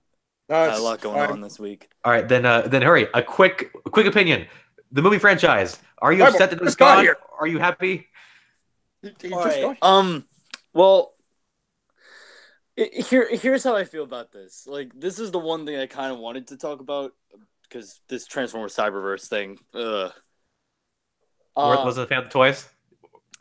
No, but I'll get to that. Alrighty. But in previous streams about like here on TFTC. Yeah, I didn't want to screw up that. I'm really tired. That's fair. Off to a great start. But I was that one guy on the stream who was just bashing the movie. I was bashing TLK with no shame, just punishing the hell out of it. You're happy you pay hater? Yeah, that's fair though. That's fair. Like Last Night unfortunately is a movie that's kind of like it doesn't it deserves a bash. I think it's honestly, and this is coming from me as well. Big shocker. Yeah, TLK pretty much like put the nail in the coffin. Oh, for sure. Yeah. Here's what I think. The first movie, I still think holds up. It's a great movie. Not perfect, but great. Second movie was a mess, but it was a mess from the start due to circumstance when they were making it. Oh, of course. It's forgiven. The third one kind of came back to form a little bit. Still had its flaws, but it was a great way that they could have ended the film series. And I really thought they were going to end it there. Yeah, same. Age of Extinction, I liked it initially because I liked some of the concepts, but every time I see it, every time I watch it, I just dislike it. Dislike it more and more. The only thing I think I like about the movie is the fact that we got the Evasion Optimus Prime figure. That's probably the one saving grace of that movie. That's a pretty bomb figure too. That's a pretty great figure, yeah. So that's why I'm glad Age of Extinction was made, just for the Evasion Mode Optimus Prime figure. Not because of like anything else in the toy line, really. Because everything else in the toy line. Yeah, think about it now. Yeah, Age of Extinction does have a lot of like sigh moments. Like I hate the fact that like they hyped this movie up so much with the Dinobots. They only show up for like the last 15 fucking minutes. Yeah, it's agreed. Which is kind of like a preview of what was to come of the fall of like the downward hill that would be franchise to come. It was like the Age of Extinction movie was bad and the toy line was just like. There are some great figures in the toy line. Evasion Optimus is my absolute favorite. Yeah. Voyager Optimus. But we got some more Decepticons. We had Hound. We had Drift. Crosshairs is garbage now. You're just saying that because you have the TLK one? Yeah, because I have the TLK one and its world's better. Yeah, I know what is a TLK crosshairs? I don't see it because I've never seen any Wave 3 figure in my life because Wave 2 just came in the stores. I'm gonna they say pulled a Dark of the Moon on the I'm TLK gonna say toy Cyborg. line. Yeah. Cyborg, you gave me a free ticket. I'm gonna say it. Distribution sucks. Yeah, it's not fair for me here. I have like Wave 2 just kind of popped up and I'm still seeing Wave 2. I mean I don't Wave care. I honestly Amazon don't even and care. eBay. They are my I best don't want to friends. spend the extra shipping for because I wasn't planning on buying like Wave 3 Bumblebee or Crosshairs. It's just it just kind of sucks. I kind of pretty much lost the opportunity Crosshairs to get is those worth figures. Crosshair Bumblebee is honestly kind of worth it too. I mean, Well, see, Bumblebee, I was like, I was considering Bumblebee. Just wait for the studio series. No, exactly. Wait I was for going the to say Studio that. Series I was one. going to say that's exactly what I was going to say. But especially because I look at the engineering of it. It very much transforms like it's a deluxe version of a masterpiece Bumblebee. Looking at the engineering, because it from what I'm looking at the pictures, it's the exact same way, just a simpler form. Yeah. Mm-hmm. To wrap up on the whole like where I was going with my train of thought on the movies. Yeah. TLK, it really grinded my gears. It just felt like a huge slap in the face for everyone who's been a fan of the Transformers movies, and it seemed like they were aware of that fact. And the movie, like the whole time I was watching it, and I was just frustrated. And I've only watched it once, will not watch it again unless if I'm paid. Really? Dang. Yes. I can shut my brain off because I can shut my brain off because Transformers is Transformers, but that's but like I was just I understand that. There's Transformers. There are some things in that movie that really shouldn't have like pulled through. Like I'm not gonna list all the examples, but I can see where you're going with that. Like I was tempted, I'm more tempted to watch Marvel's Inhumans than TLK. Ooh, dude, I can tell you, I can tell you that's pretty bad. So from experience, I saw that in theaters too. The first two, God, bad idea, bad money. But yeah, so thanks last night. You ruined our franchise. Hooray! Good job. I will say this about the last night: the toy line was a return to form again. I feel like Crosshairs at least. Crosshairs is my favorite one, but I also have Hound and Drift and Prime and Barricade. Hound is beautiful. Prime. When it comes to that second trilogy design of Optimus, that Voyager's like just masterpiece. I mean, I think that the TLK toy line, like the movie was even worse than Age of Extinction for me, but the toy line saved the movie from me absolutely hating it altogether because I like what they did with Drift with the new vehicle form. I like what they did with Hound, even though the vehicle form isn't as good for me, in my opinion. But Crosshairs was amazing from the TLK. Crosshairs was really. I need to see some reviews then. I only seen pictures of Crosshairs. I've never seen any review at all. I guess I gotta watch this review. So, you remember how the original mold for Crosshairs? Oh yeah, very much I do. Yeah, the giant rubbery bits that were supposed to form his trench coat. Yeah, they eliminated those. They're plastic pieces now. I remember seeing those images. Yeah, they're plastic. Yeah, I remember seeing that and thinking, oh, that's good. Two silencers. There you go. Two silencers. That's good stuff. The vehicle form is more like the molding of the shell itself. Did they finish painting the car? It's slimmer. Yeah, yes, they actually gave it one. That was the one big thing as to why I wanted the new one so bad. You want to know what's sad? I bought that premium edition Autobot Unite set specifically for that cross. Oh, that's right. Oh, all the best. Like they're all painted like great, and that was their selling point. I spent $100 on that set. Upsetting. Yeah, Mister, I have no delayed gratification, and I will buy Transformers whenever I see them. You're finding shit in my stores. I fucking suck. That's unfortunate. But I will say, to conclude what I was thinking, TLK was a crappy movie. Age of Extinction was a crappy movie. Revenge of the Fallen was a crappy movie. But I'm grateful they were made because of the toy lines they provided us and because of the feats of engineering they were able to achieve for the toy lines. Yeah, with each new toy, except another... Like, as much as I wanted the movies to be good and they weren't, at least the toys were solid from Hasbro. Yeah, for sure. Like you look at the evolution of like Optimus Prime, like movie 1, leader Optimus Prime, and then look at movie masterpiece Optimus Prime. How like the idea of designing that robot to where it was then to is now is amazing for toy designers. And dare I say, 2 years later, the Revenge of the Fallen Leader Optimus Prime arguably holds up better than the movie masterpiece. That's like fair. Fair. It's still up for debate as to which one's better. I mean, I'm biased. I know which one I prefer. That's fair. But the fact that it only took a couple of years for Hasbro to really take realistic vehicle forms, which is something that no other franchise prior to the movies had provided us, apart from maybe alternators. It gave us these real-life vehicles and these very authentic, real-world kind of robots and gave us toy forms of these kinds of characters. That's what made this movie franchise so worth it in the end. Yeah, true. Like Revenge of the Fallen's toy line, I think was the pinnacle peak of movie toy line. Like Revenge of the Fallen into Hunt for the Decepticons. Those were the best. That was good stuff. Like I mean, what? I think that were the peak of basically all of Hasbro. Yeah, I agree. Yeah, because like looking at the last night in the Age of Extinction, like you can tell like each wave has like 3 figures, or like, and then like the Voyagers had 2. Where Revenge of the Fallen had toys for almost all the characters plus like screen characters.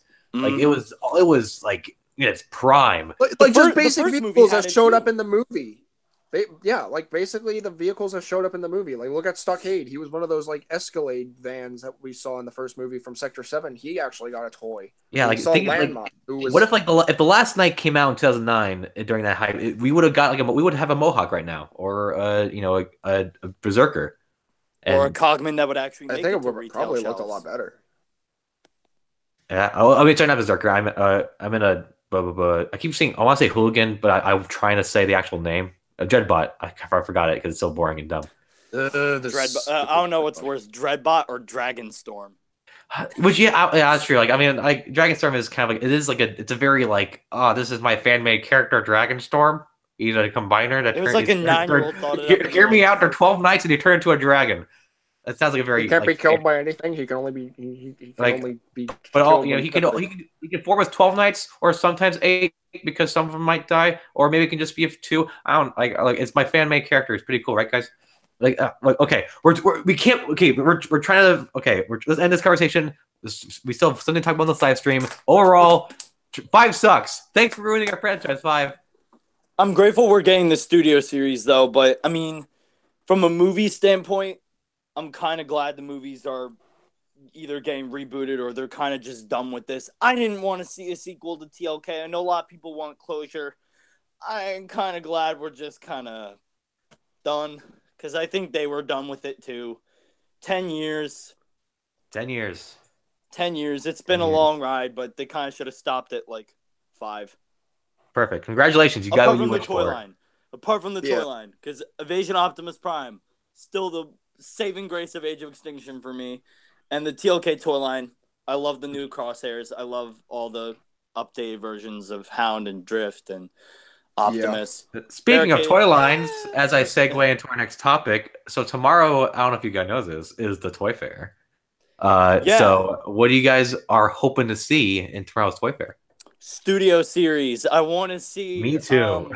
I want Grimlock. Give me my Studio Series Grimlock. Give me the official design. I want to see that fucking Stinger, man. I want to see what that's about. Like, well, we saw a couple shots of Stinger. They showed the back of the box for the Bumblebee that they leaked, which I kind of wasn't even thinking it was going to be like the 1974 version of the Bumblebee Camaro. I thought it was actually going to go with the desperately needed a new one. Mm-hmm. I thought they were just gonna go for like a straight up Bumblebee movie Volkswagen already. Like, give us a design of his robot. Which you guys think? Because it is constant. Like back in that leak way back, it was called Transformers 6 Striker. So do you think that movie will end with him scanning that Camaro? I think that the names are just there to troll us. Like, we think it's just kidding. This could be a good point. I think near the end of the Bumblebee movie, we're gonna see him scan that Camaro, and then he'll probably go to like Bobby Bolivia's or something. Yeah, he'll drive up and say like, "Oh man, I hope I find that kid with those glasses we're looking for." End movie. I guess maybe, I don't know. I assume it's probably gonna be connected because it would not have that code name for no reason. That obviously has some sort of significance to it. So I'm gonna assume it's gonna be similar to like what they did with between Dark of the Moon and Age of Extinction, where like they finally gave Optimus like his G1 looking truck mode and had him hide. Or hell, they That- could actually, like- you know, do you guys remember the Protoform Optimus Prime toy? Yeah. Imagine what? if Optimus showed up in that form. I would love to see that. It would ruin continuity, but at this point, who cares? Because the continuity is dead anyway. So hey, I'll be down. Hell, bring in Guys, they ruined drop in continuity Shockwave. with TF5. They ruined it with TF5. That's there was true. No, they stopped caring. drop in Megatron and Galvatron. Why not? I'm excited to see the studio series, especially Grimlock. That's really the only thing I want. Give me just an accurate Grimlock, and I'll stop pouting about it for years. Also, someone in the comments here about Patriot Brony brings up a good point. The Bumblebee movie will, I believe, have toys tomorrow. Yeah, I honestly do think we're gonna be getting some Bumblebee because we're only getting like 4 characters, but I do think there might be some others that we might get that are like not really sure. I want to see the Studio Series toy line really bad. I want to see what that Stinger has in store because that thing looks really good. Crowbar, I was shocked to even hear we're going to get one of him. That would look really cool. I know we saw like one picture of him. He's going to be like a very slightly remold of Berserker, but it still looks good nonetheless. Yeah, I mean, I was speaking of that Stinger, the Stinger picture on that box. He has those kind of like weird. There's something coming out of his back, like something that's like kind of looks like wings, and I don't know what that is. The doors? You think it might be those ninja stars? Or maybe because they look like doors or like something like that doesn't really belong there. And like the whole time looking at that picture, I'm like, this doesn't look right. It's a toy. I mean, I want to stick out. I want to say, yeah, but like I don't know, this toy, the toy line is all about accuracy, and this one is I'm like, I'll see what's going on over there. I want to say it's probably like those ninja stars or something that he had on his back, like Bumblebee. Maybe that could be possible. But we can all agree that Pagani Huayra mode. Yeah, that looks good. That's a good looking car. I'm currently in the process of while my YouTube channel isn't really active, I've been trying to like write stories and buy figures for characters I'm eventually going to need. And at this point, I'm in desperate need of Decepticons. I just came in clutch on a Revenge of the Fallen Grindor. Oh, cool. So now you're gonna like that figure. My mind is thinking of 2 things right now. Like, I don't know why, but there's something I want to see happen. I want to see if we're gonna get a repaint of the leader class Blackout in Grindor. Okay.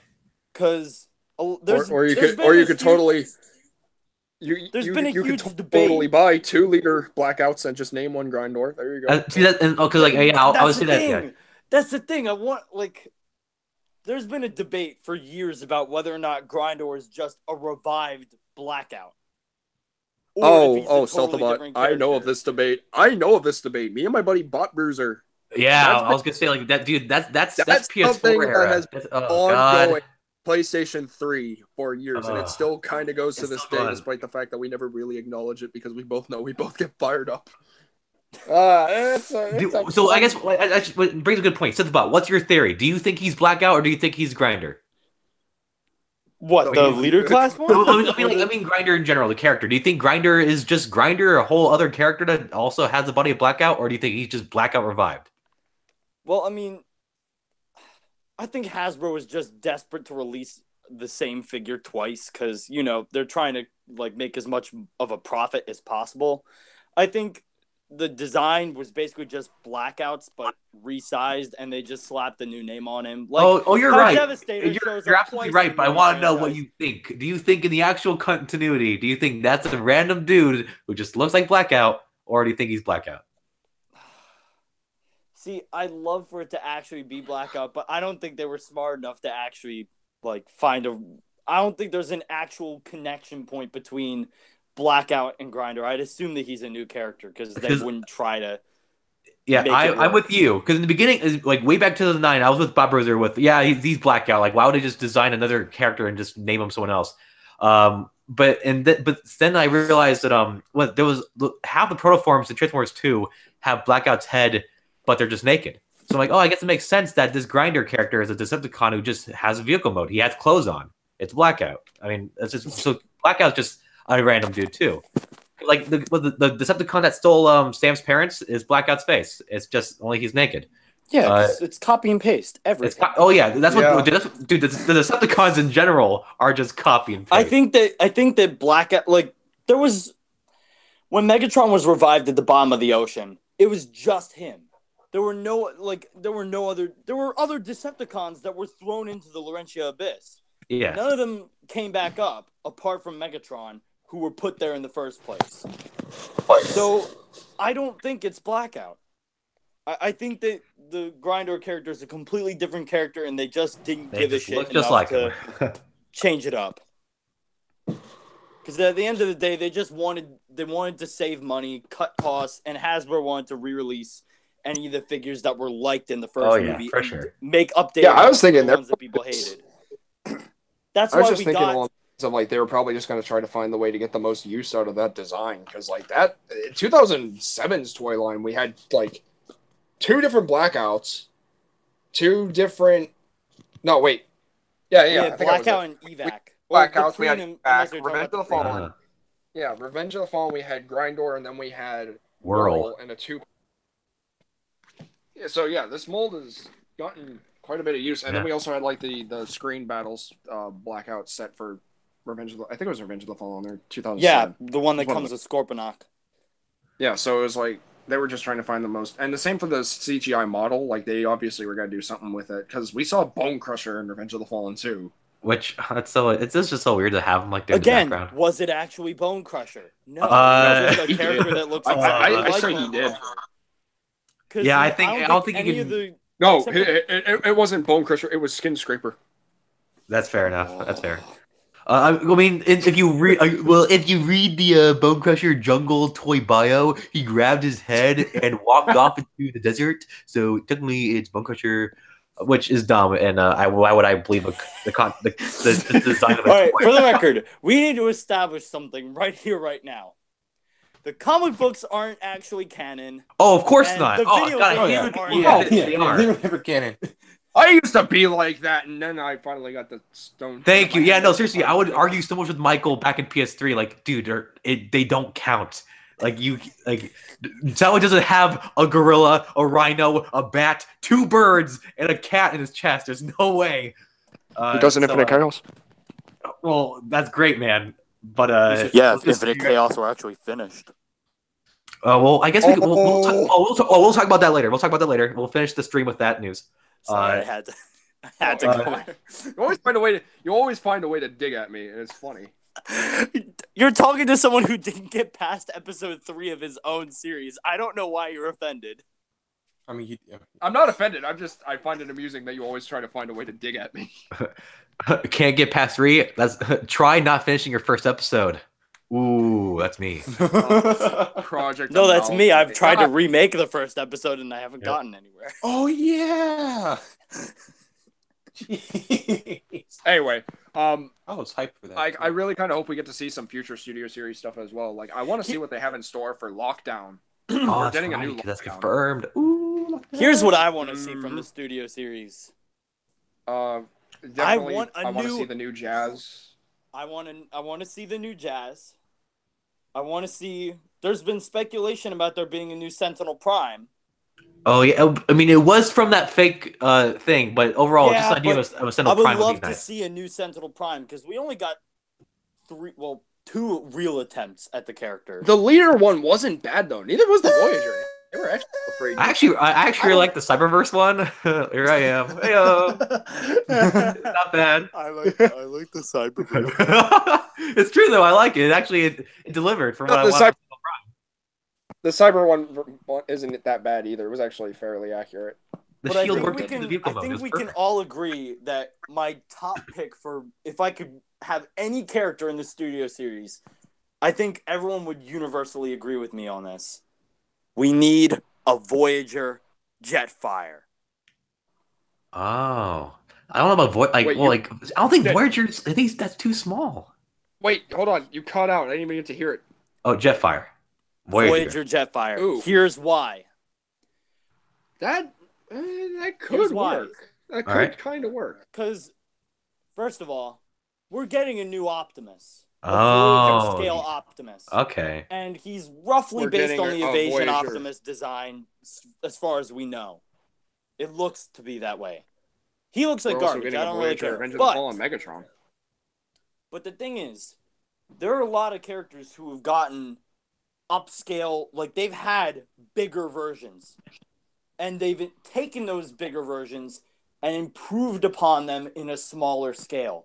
Battle Blade's Optimus Prime, Battle Blade Bumblebee, Dark Vader Deluxe Starscream. This upcoming Starscream coming up in the studio series. Like the one image you saw, they teased of it. It's the leader class 100 per Decepticon Starscream. Just it looks smaller. like a fusion between the leader class and the Deluxe in the Voyager scale, which is the best of both worlds. Exactly. No, I'm really excited for it, and the saws in it too. Like, yeah, sorry, I'm cutting away from your thing, but go on. No, it's fine.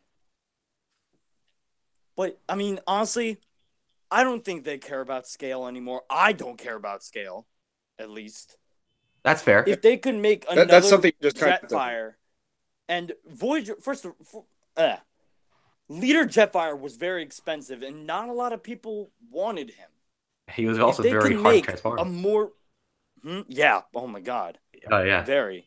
I think that if they could take the engineering from like Combiner Wars, Silverbolt, rough the size of the vehicle form, the kind of the structure of the robot form, do without the Combiner Wars gimmick, of course. But I really think that Jetfire deserves another go. Because the leader class didn't really do him enough justice. No one cares about the Legends one. They got the decrepit old man look down. They had the SR-71 Blackbird jet mode down. Yeah, they did. With a robot glued to the underbelly. But I don't even care about that. I just think that there are certain characters who we've seen tons I feel like a Jetfire would be pretty good to have. Yeah, especially for a series like this. He was a major part of Revenge of the Fallen. He was like the character that started up the third act of the film. Oh, are you saying that Jolt's not important? I have you know that he saved the day, thank you. Yeah, he saved the day by being a Chevy. He saved the day. No one thanks him, though. I'll have you know that we have more Jolts than we have Jetfires. That's a good point, too, though. I can't fight that. He just saved the day because he was a Chevy Volt promotion. Yeah. Also, he linked the two together. Good job, Jolt. Lord and Savior. Thank you. Yeah, see, someone gets it. Jolt I'm a heavy Jolt fan. I'm not honestly a heavy Jolt fan. I think Jolt's boring, but I think it's just funny that they create this character off the bat, this promote a car that had to be recalled, and then like he puts him in for 1 second of the movie, and it's the one that actually brings the two important characters together to save the day. That literally could have been anyone. Character. Yeah, anyone. It could have been Springer. It could have been like Wheelie. Yeah, exactly. No, God, no. Original Paul was supposed to have Springer in the movie. Concept and everything. Toys were made. Damn it. Springer toys were made, and he's not in the movie. We need Springer. Why would they in the ever movies. attempt a triple changer in the movies? Oh wait, Drift. Drift. Actually, Megatron. Do you count a tank and a tank with wings? A triple change? Hey! All right, no, that's just a tank with like wings and a like jetpack. It wasn't another mode. That's not a triple changer. It's just He was a tank jet. Yeah, it was a tank multi-functioning vehicle form. He was a tank jet. Oh, that's kind of why I said technically, but yeah. All right. But I seriously do think we need a new Jetfire. And I would love to see that's a good. That is a good Warrior of Jetfire. No, boo. What? Warrior Jetfire. Warrior What? Jetfire. Like Warrior Jetfire. Oh no! Oh, not deluxe. Warrior. We need a RID. Warrior class Jetfire. Sure. His hands will also be men, like everyone else in that toy line. No, his hands will just have he'll just have the jet bits on his hands. Like he won't actually have hands. No, that's so bad. No, but yeah. That's a quote. But yeah, I agree. Jetfire deserves another go at toy design. That's why I'm really glad for Grimlock, because as much as I don't like the Grimlocks from AOE and last night, I new one that's leader class and better mold and new head. Yo, what about those mini Dinobots though? Like, can we get figures of those? Yeah, I can get them mini Fuck Dinobot. those. Fuck those up the ass. Oh, You want the mini Dinobots? Get those dark. You want the mini Dinobots so bad? Get the Dark of the Moon like mini Dinobot mini cons. Hey, if Oh, you yeah, want the the, tiny little thingies. Yeah. if you want those, how about you go get a Furnicus? Guys, Oh. I'm just joking. Relax. Where is where You know, in like Furnicus. What if we actually did get like a studio series in Furnicus? wow, that'd be intense. Like a realistic looking Copernicus. That's not just Abominus. If I'm being honest, I think that if this latest announcement was any indication, I really think that Hasbro is just done with the TLK everything, because they kind of like cut distribution on wave 3 of the TLK toy line, which included the three most wanted figures of the TLK toy line: Crosshairs B, the better one, and Cogman. They just kind of stopped that distribution before it could even reach the Which is a shame for me because I reach kind of the want stores. it. Where did you read this about them cutting the distribution? Because I haven't heard anything on this. You see how poorly distributed these figures are, right? Yeah. You see how they're not available at retail? Yep. Dude, it's because of Titan's Returns. It's because of the other toy lines that they've been trying to ship out. Yeah, true. I mean, like, This and is also what Titan happened Returns with just Dark it sells Moon. better because they're technically cheaper. Even though there was if you're no not from Walmart. official announcement of cutting distribution, they did so because of the fact that they needed to rush out their new toy line. It's what happened when Transformers Prime came out. It's what happened when RID was coming out. They do this a lot. Yeah, it still is happening to this very day. That's kind of sad. Well, looks like I'm in the Cogman on Amazon. I almost said eBay. Well, I mean, you Oh, well. could probably find a Cogman on eBay. Probably. Honestly, I think that Hasbro's just kind of done because TLK didn't make back most of the money that they were expecting it to. Oh, Like, for sure. This installment was the weakest financially out of It's them all. it's number including the first 18 one. in the box office, which is really really bad for a Transformers movie. Yeah, It's usually I don't even the top think 10 it at least. I don't even think it was at the top of the box office for the first week. I don't think it made it that it far. was for the first week. That's it. Which never happens in movies. They usually top one for like the first 2 weeks, but no, last night it didn't make any at all. Because I think people caught on to the fact that, yeah, all right, you Age of Extinction, fool me once, shame on me. Fool me twice, shame on me. Oh shit! Oh, sorry. I'm sorry. Not 18. It's number 25 in the box office. That's even worse than I thought. Or oh, Like Transformers Transformers 1 like 1 was like in somewhere like 7. Transformers 2 was number 2 in the box office. Transformers 3 was like around 4. And then Age of Extinction was like around 4 too.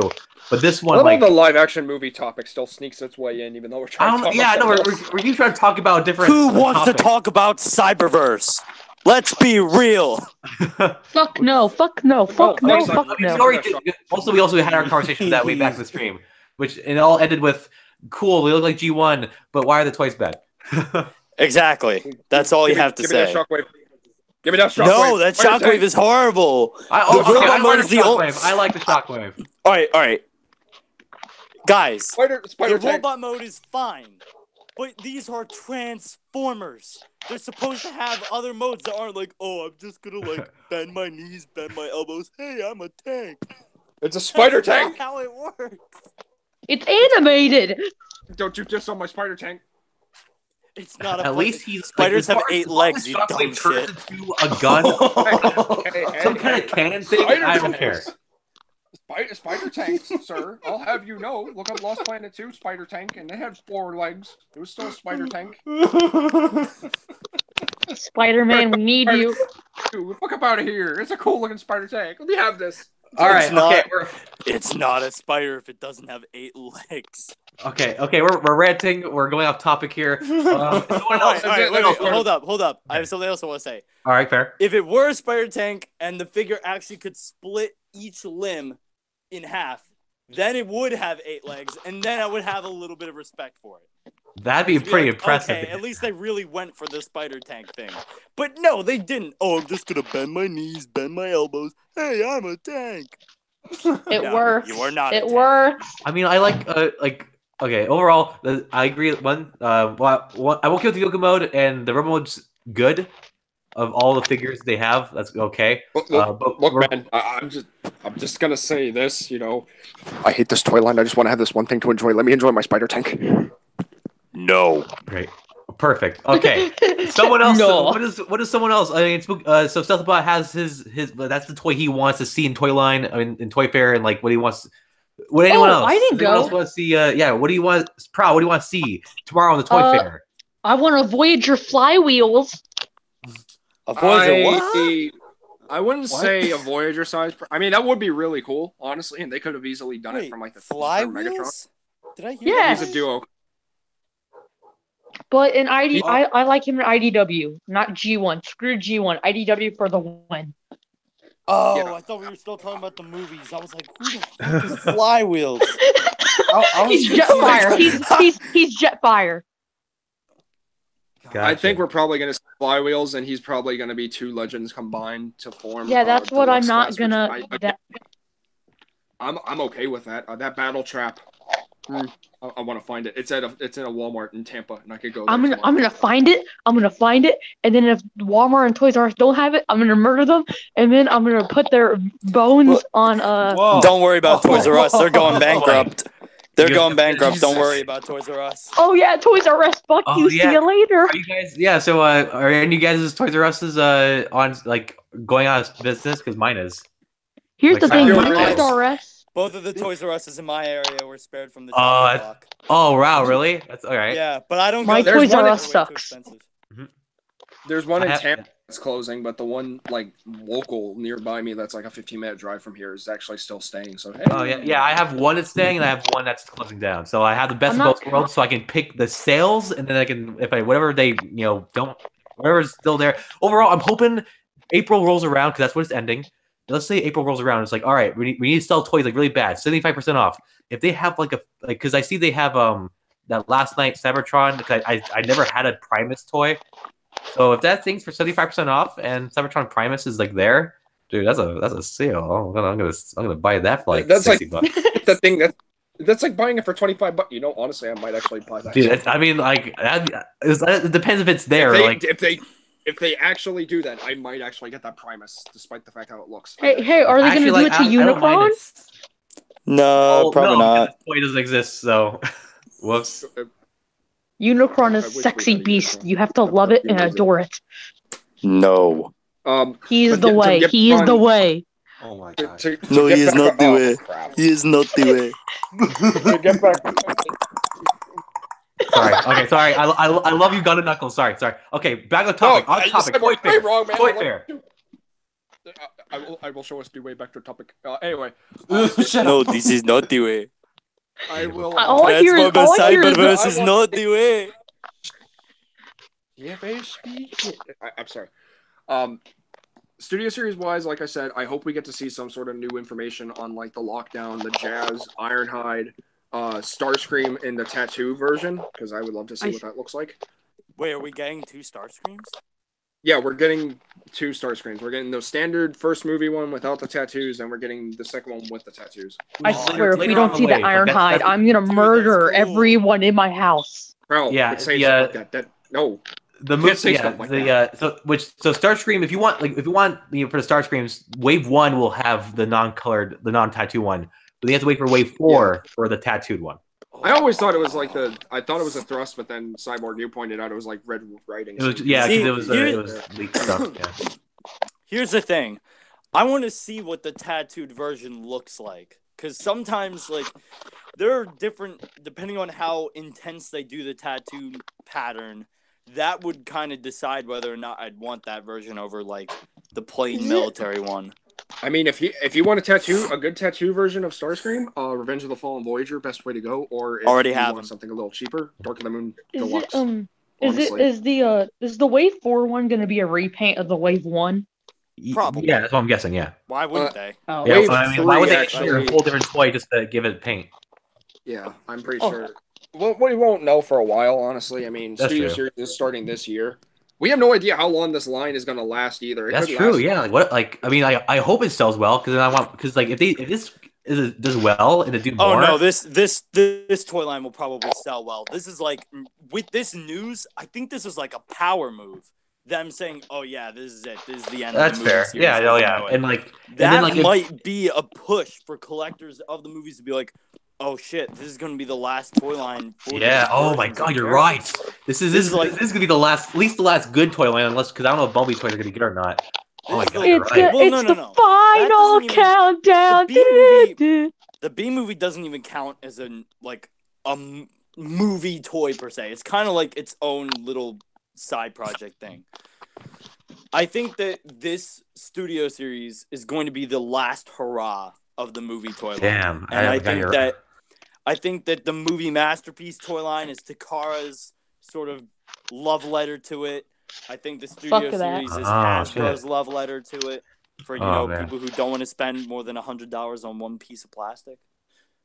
That's true. But yeah. Yeah. Oh yeah. So like so I hope this toy line thrives because we could see endless possibilities. Like, you know, it'd be cool if they did a whole different engineering, a whole different toy of Shockwave. We haven't seen there hasn't been really a new Shockwave toy for the movieverse. maybe a leader class one. Yeah. No, the last one was the Takara one. Maybe with a Yeah, driller. but it was the same mold as Dark of the Moon. Stretch. Dark of the mold is amazing, and it's kind of hard to. Dark on the Moon mold for Shockwave is great. I'm really disappointed that Cyberverse never did it. I always wanted a driller playset. I really wanted the driller. I don't care if it's remember that was actually one of the things that they were going to release in the follow-up to the wave that got canceled. Like, you know how they were going to release Soundwave and Leadfoot and Q. Oh yeah. Oh, After that wave, there was one more wave in development that featured some of the final characters getting little playsets in Cyberverse and a couple of other obscure characters like Mirage getting That's a right. figure. I remember this. I don't recall about the drill. Wait a minute. It wasn't going to be a Voyager. It was going to be a Cyberverse. It was going to be a Cyberverse. Yeah, they driller. released because they released the Shockwave tank first, and then they were gonna do the driller. Oh Yeah, man. dude, I was full on Cyberverse. I would say like right now, like I had all Cyberverse for Dark of the Moon. You had the freaking arc. You bought a playset. Dude, I'm never a fan of playsets, but dude, I'm all aboard for this Cyberverse toy line. Dude, I wish I It's had affordable. that arc. I wish I had that arc. I found one on eBay for $11, and I felt so weird, like going to the really bus, cool. like, cause I'm like, I mean, at that time I wasn't a grown man, but also like, I was not. Dude, It wasn't the age. I wasn't in the age range it was supposed to be for. So like, I'm on the bus, like, yeah, this is mine. My mom's saying she won't buy me any more Transformer figures. Good. buy them yourself. I don't like that. I don't like that at all. I know, mean, she's you like, should be able to- you're about to be a teenager and you need to get out of toys. Okay, that's a topic for another TFTC. Honestly, that's the thing I wanted to do a TFA editorial on, but yeah, I don't agree with the whole age. Oh, you're 22. You're still collecting toys. You should be growing out of this. Shut up! You don't control my Fuck life. you, we can like what we want. Alrighty, Spooky D, it's your turn. What toy do you want to see at the toy fair tomorrow? Were you supposed to you sound keeping like the things guy from Honest I appreciate Trailers? you. No, no, of course not. 'Cause that's John Did you Bailey. not hear He's him the ranting guy. about how he hated that guy? Yeah, exactly. And yet the ironic sounded thing was like he gave me him. my intro. But I'll take his job. And then if I'm honestly, if I wanted to see some more Power of the Primes, like Prowl said, flywheels, except just legend scale, I'll be happy with that. Honestly, Star Saber, leader class, victory, Star Saber. They have. But he lost to the vote. They have the mechanics to do it. This whole evolution thing is just one giant tease. They can easily make a Star Saber. Yeah, I made They a lost the video vote, though. like saying some figures I wanted to see, and Star Saber was like the one I really wanted to see because I said in the video you can use the mechanics they're using. I mean, Atlas would have been cool. Who was the lineup in the Power of the Primes that lost the Primal? Oh, crap. Thunderwing. Okay. Yeah, Thunderwing, Deathsaurus, Shockwave, Hound, RC, Star Saber, and Ultra Magnus, Megatron. Yeah, Ultra Magnus. Yeah. we lost all those characters lost toys because they lost the Primal, who already has like a masterpiece, like which just kind of recently happened. I feel like I'm like, dang, like I mean, a Deathosaurus toy, a modernized Deathosaurus toy. Oh. Ooh. I mean, if you were lucky and you had like the render form like sticker kit for your Transformers Predacons Rising Grimwing, you could have easily done like a conversion set for him. Yeah, like, but I want a Deathosaurus, you know. You might Yeah, as well believe like it. you could actually turn that Grimwing, or not Grimwing, god damn it, Darksteel. You could turn Darksteel into Deathsaurus. And it works. His name's not the same. I'm trying to think of like other Voyagers and stuff they could do. I would like to see a new leader class Ultra Magnus be like very Generation 1 accurate though. another Like, leader class. Don't get me wrong, I love the Combiner Wars leader class. I absolutely love it, but I really kind of want a more Generation 1 inspired, because that Magnus, it's heavily IDW Well, inspired. if you want, I- if you wanted a G1 inspired leader class Ultra Magnus, you might as well just pursue the masterpiece. Yeah, I was gonna say, which is, you know, that's a pretty great. No, Masterpiece. I don't buy masterpieces. Well, bought yeah, Optimus. but Didn't you just get buying- the Optimus one? The movie Masterpiece Optimus? That's a different thing. That's movie masterpiece. I don't buy regular. Oh! It's a masterpiece nonetheless. oh wow, movie masterpiece is so different. All right, this pod's get a little steamed. Look, I wanna okay, see- so yeah, Ultramax would be a cool idea. Go on. No, it I want to wouldn't. see more fembots. Ah, I want to see more fembots. We got Alita. We have Moonracer. The chances of a Generation 1 looking Chromia from that one episode of Generation 1 wouldn't be too bad. I think that could be done, like somehow make her more compact compared to Moonracer. Titan You want more class fembots? Blade. You want more fembots? Titan class. wait. You guys want more fembots? How about a Studio Series Quintessa? Oh No, boy, it'll be like uh, it would be like maybe 1 inch if it wants to be accurate. I mean, but if you're like going like legit like deluxe like Quintessa that turns into what another, what did she turn into? She turned to a A ball. person?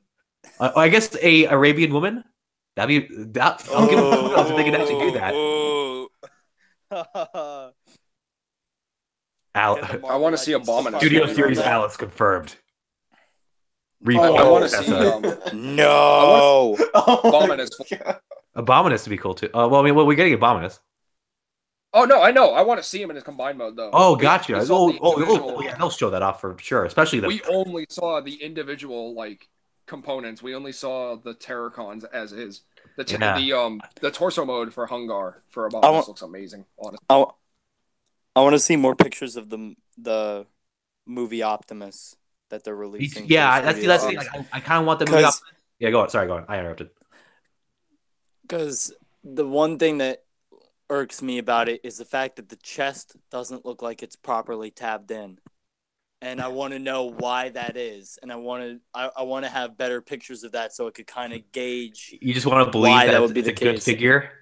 You want? No, I don't want to believe that's a good figure because then I'll be tempted to buy it. But like, I do, only because then it'll be a perfect, like, if it's a perfect movie one Optimus Prime Voyager, it'll stand perfectly right next to my San Diego Comic-Con like last night Optimus Prime, and it'll look just great together. Like both Optimus Prime movies that's what designed the same Battle size. Blades mold is for. Hell, I'd love to see a re-release of the Battle Blades, just the normal Hasbro Battle Blades Optimus. Oh, I should really think about that. But I want to see that Optimus because I want to see the couple of pictures we've seen. I really don't think it's transformed right, and I also want to see more of the vehicle mode. I really want to know what's up with that toy because that's the one figure that everyone's like, oh, okay, probably gonna pass on that. Oh look, it's Megatron. Oh yeah, I want to see Megatron in person. Yeah, that's true. That's good stuff. Studio Series Bone Crusher would be pretty cool to get too. He might come out in a later wave. Yeah. I mean, we're getting Brawl, we're getting Blackout, we're getting Studio Series Barricade, but it's the last we're night. getting Megatron. You know, we could easily get a Barricade at some point. I don't know Unless you how I just go feel for the about getting another Barricade. Like Maybe a better, would you prefer it to be another movie 1 or a better movie 5? An accurate. Oh movie? no! I don't want another movie 5. I'm not sure how they could replicate the movie 5-1. Well, I mean, make it better. Third party is already trying. I feel like it's too I've soon seen- for a new movie 5. But see, the thing is, I have 2 barricades in my collection. I have the original movie one, and I have the recon barricade, the repaint. So it's like, I love the barricade in the video games, and I kind of always wanted the Human Alliance. The masterpiece, I want to see if they could try and shrink down the Human Alliance into a deluxe scale that isn't like, the Dark of the Moon Deluxe. All right. I think if we're going on to one more thing, I'm pretty sure. Power of the Prime C-Cons. I want a Piranha-Con badly. Or imagine them on Structor. Oh, yeah. Destructor. Pretty cool, too. Because they already have, like, Cutthroat, and that's essentially the one Monster Con, I want to say his name is Wildfly? The one fly, yeah, I think it's Wildfly. They could easily do the Monster Cons into Monstructor. Yeah, I mean, if they do Monstructor and then Piranha, what's his name? Piranha King? It's not it, is it? What's his name? See, he has 2 different names. It's King Poseidon for the Japanese, and then it's Piranha Con. Okay, yeah, because like if they do Piranha Con and the new, okay. Here's the issue though. They would have to find a way to integrate each limb to become a Target Master, while still being able to combine with the main robot. Wait, do they need to be Target Masters? Mm-hmm.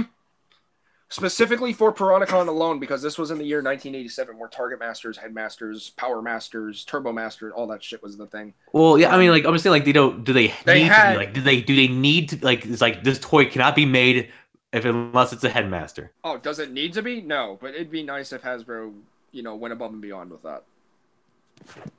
I think it'd be a nice touch, honestly. It'd be a real throwback. I'm not. Overall, I think they can do it because they've done it before with. I mean, Headmasters. We know we can do it because they did a whole toy line of them, and they do Fire Wars all the time. So I'm saying like it's a possibility they could totally like engineer a way for it to happen. That would be a whole like new toy. I think that'd be a whole toy line in itself of a Headmasters. And the Target Masters in general, the Autobot Target Masters. I would like to see like the Autobot ones. Point blank, I can see him be redone from like drag strip, heavily remolded. All I remember is Nightstick. I just think it's a funny name. Sure Shot, I can see him be heavily remolded from Swindle. And then Crosshairs, he was kind of like a red and blue truck, so I can see him be done from like Cup. So. Fair. Well, yeah, that's all I can really think about them. Yeah, I have a question. So we know that there's like that Nemesis Rodimus Prime that's kind of going around. Do we know if the Power of the Prime's Optimus is getting a Nemesis color scheme? We do not. Because that seems like something that... Just wait for Japan to do it, because Japan loves making Nemesis colors for toys. Yeah, but here's the thing. Hasbro's trying to close out on basically everything at this point. Studio Series is trying to close out the movie line. Power of the Primes is trying to close out this Generations toy line arc. I really think that while they're making toys and while they're going at it, that's just an easy thing they could do to get some more money and get some more. Well, I like see it feels Generations feels like it's going to be the ending one. I agree with you, but then just recently you check on TFW 2005. There's another fan vote coming, which means when they do a fan vote, that introduces into the new toy line. So there's some kind of fourth toy line coming for sure. Because they teased like, 2015 was Victorion, 2016 Turipticon, 2017 was I forgot Primal, and now we have 2018. What's the vote going to be? So I think there's going to be some kind of toy line coming up soon. The fourth, particle. Well, but like those are all individual figures in the toy line. They were like fan picks for like, who would you want to be the last figure made in this gimmick toy line? I think that after the Power of the Primes line is over, I think that they're just going to either come up with a new iteration of the characters that's not Transformers Cyberverse, or they're just going to kind of go to their roots and try new takes on the G1 characters all over again in a line that doesn't have any real gimmicks, like, the classics. See, I'm gonna kind of disagree there a little bit, because they said that Generations is gonna be ending with that particular thing, but we still got like other stuff like the Transformers Authentics, even though they're like those, they are like the Cyberverse, the Evergreen, Project Storm, Bravo series, whatever you want to call it, those designs. It doesn't mean they can't use that particular label for other potential future quote unquote generations figures. They're still going to continue appealing to the audience of adults as well as kids. Kids may be their main demographic, but they're not just going to leave the adults in the dust. They're going to give us something. It's possible that what we might be seeing here is the end of our second renaissance. Like back in the 80s, where the late 80s, where the Transformers G1 stuff was going downhill, and they kind of cut. They were just done for a while. Beast Wars came in and kind of sort of revived it, and it was there for a good few years. But then after Prime Wars, after Beast Machines, and for a while it was just nothing. And then with Armada coming in after that to save it for a little bit, it was only until the second Renaissance started with movie 1. So I think what we're seeing here may be the beginning of the slumbering period for Hasbro, where toys may not be as much of the focus, only be the toys and maybe a show or two. And what we're seeing is just a die down, and until the third Renaissance come in with the reboot. No, well, I'm not saying that they're going to discontinue generations and discontinue appealing to the adult collectors. I'm not saying that at all. I'm just saying that Power of the Primes is sort of the last generation subline that has a gimmick. I agree with that. This is the third trilogy thing. This is the final chapter to the Prime Wars trilogy, because we have no idea where they're going to go from here. But what I'm just saying in general is they're still going to give us adults something, whether it be something non-affiliated with the Prime Wars trilogy, whether it be some sort of rehash. Who knows? Maybe they might even take a slumber period just to think of ideas, because, they're working night and day over there thinking of all kinds of new concepts and ideas and old gimmicks that they can do. For all we know, one day there's announced, hey, they're making the Trigger Cons and the Trigger Bots. Who knows? Anything like that could happen. If they do take a nice slumber, that would give me some time to catch up on my third-party stuff. I want the DJD, damn it. What they might be doing... Sorry, go on. No, you were saying something first. Well, it might divert us to a slightly different topic, so I'll save it until after you're done yours. Well, essentially what I was just going to end with, they could totally do, a sheer IDW toy line based on the actual, comics from IDW. That would be cool to see. Because third parties have been knocking the designs out of the park, but I want to see what Hasbro would do with them. Here's what I'm thinking might actually happen. For those of you guys who didn't actually know, there's been a major shakeup with another unrelated brand of merchandise. Saban brand officially announced that they and Bandai have split ties. And now word has it that Hasbro jumped on purchasing that license. And now I'm surprised. Here's what we're hearing.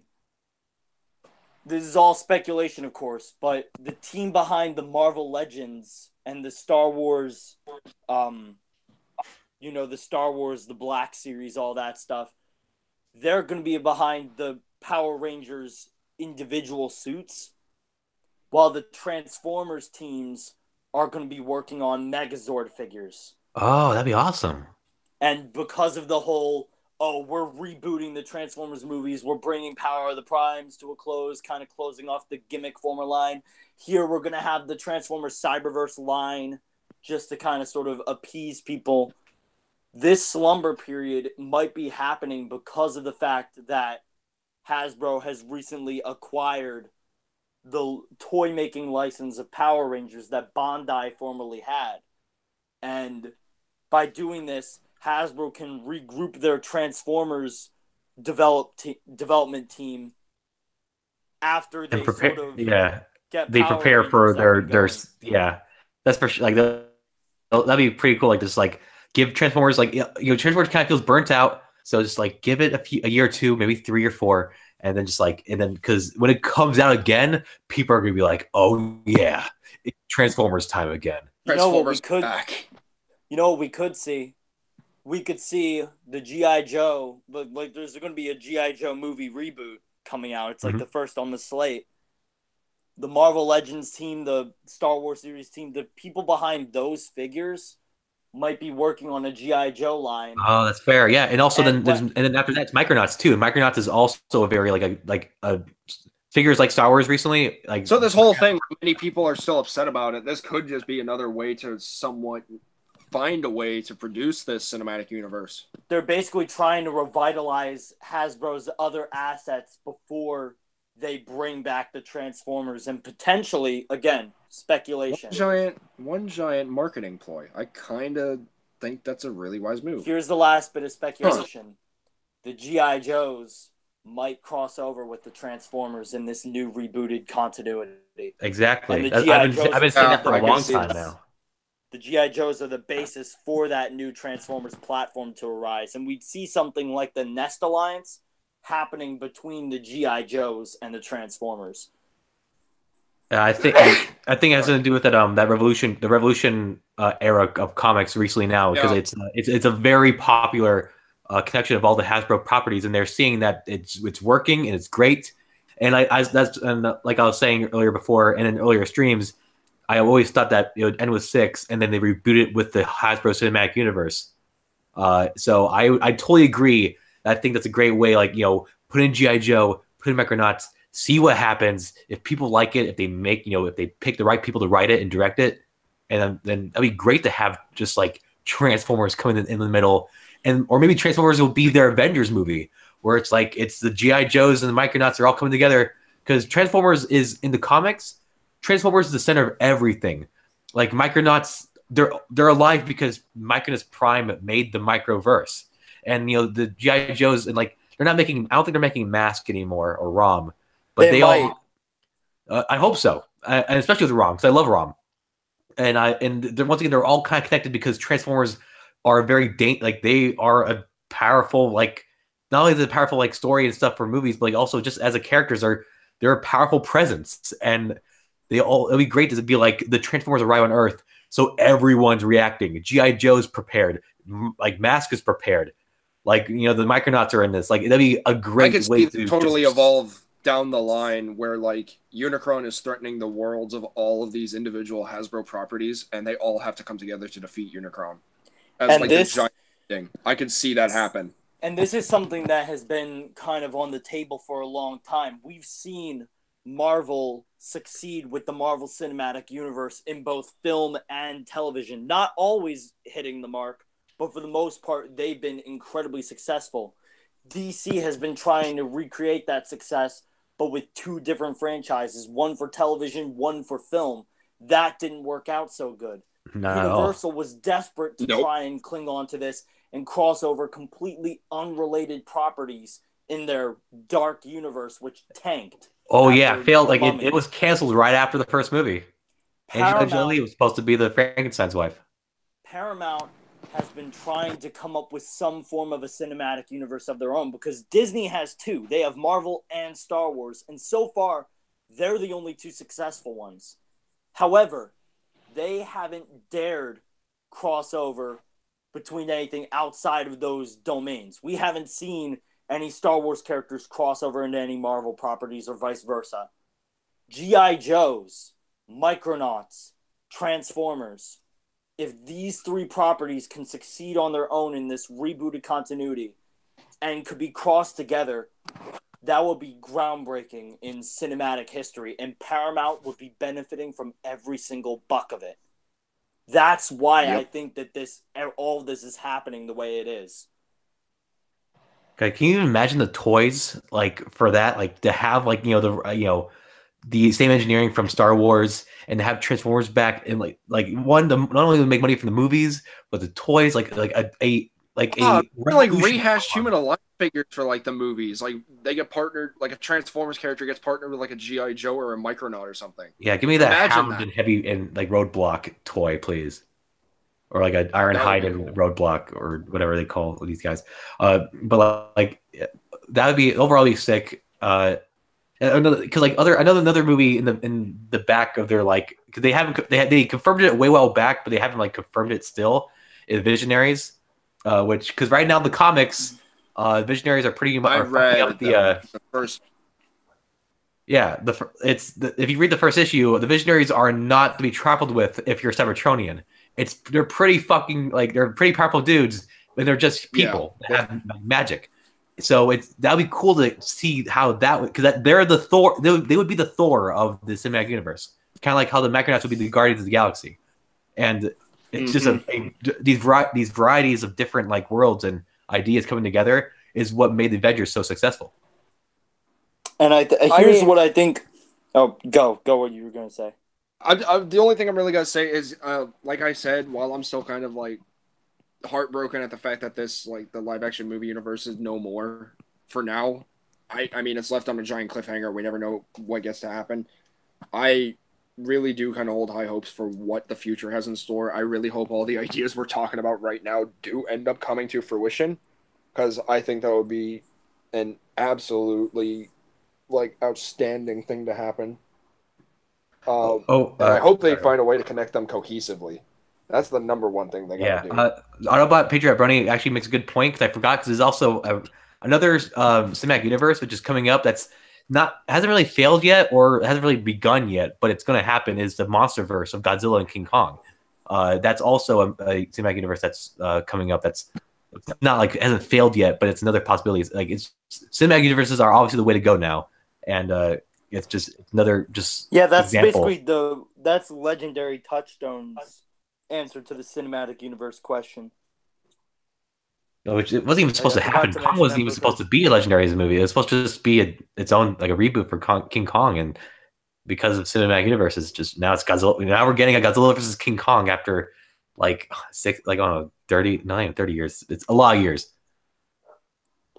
Here's what I think the timetable for the future is going to look like.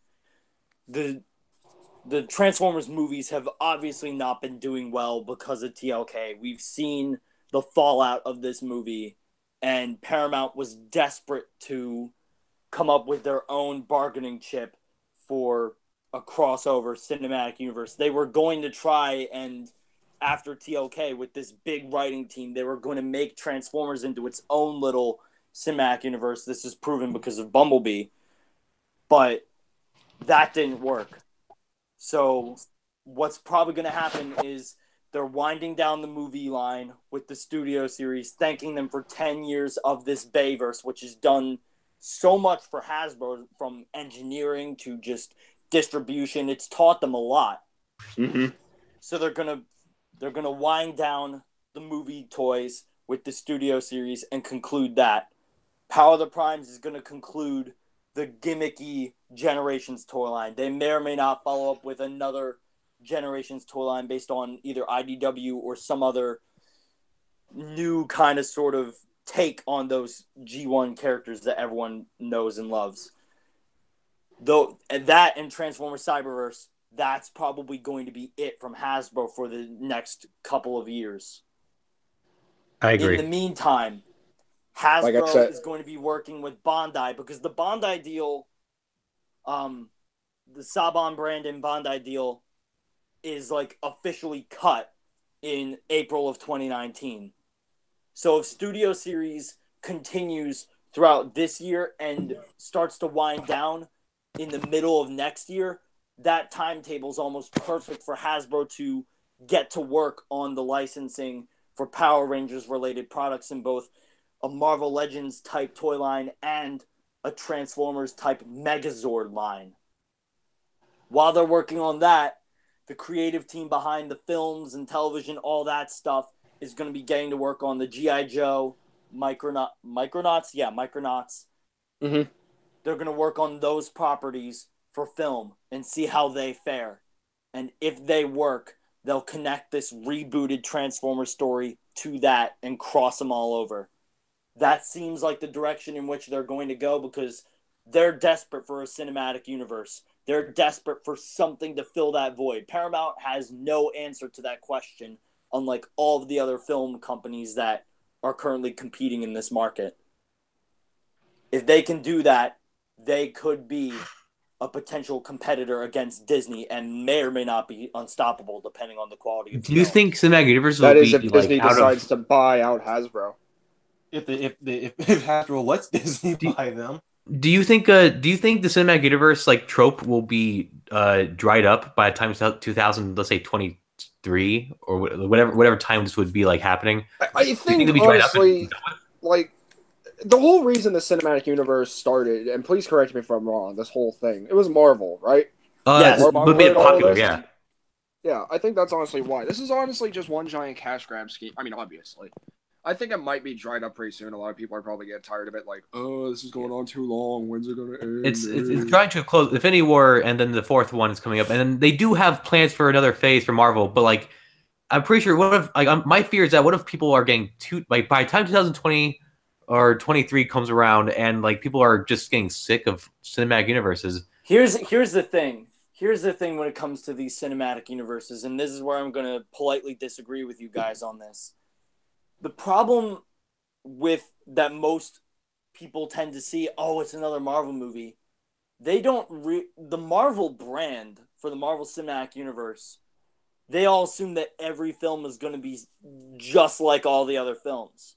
And while they do maintain a similar vibe, they fit different genres and categories. Oh yeah, it's a lot of sense. Especially if you've seen Black Panther. Black Panther's a whole like it's a Marvel movie, but that's nothing to do with anything like Thor. Each of the films in the Marvel Cinematic Universe, they're trying to hit a different genre roughly, even though they kind of hit this. They're trying to be relatively neutral, but they definitely do have a style or feel to them. For the one that's most vividly in my mind is Captain America: Winter Soldier.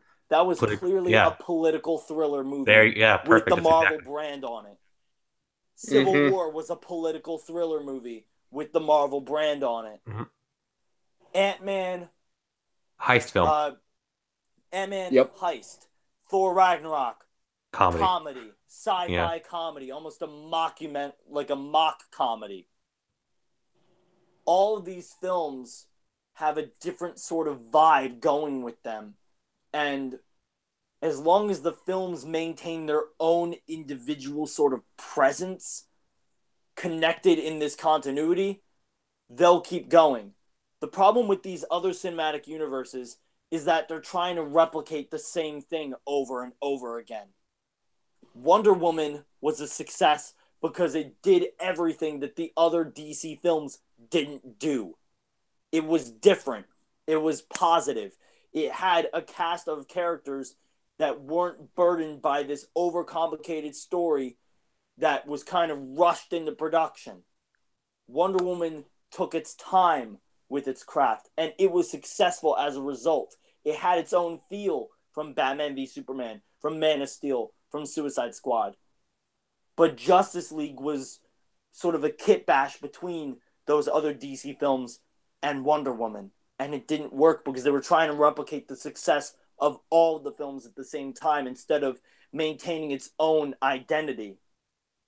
And none of these other cinematic universes have actually succeeded with that. The Star Wars cinematic universe, people go see Star Wars because it's Star Wars. But none of those films have a different feel.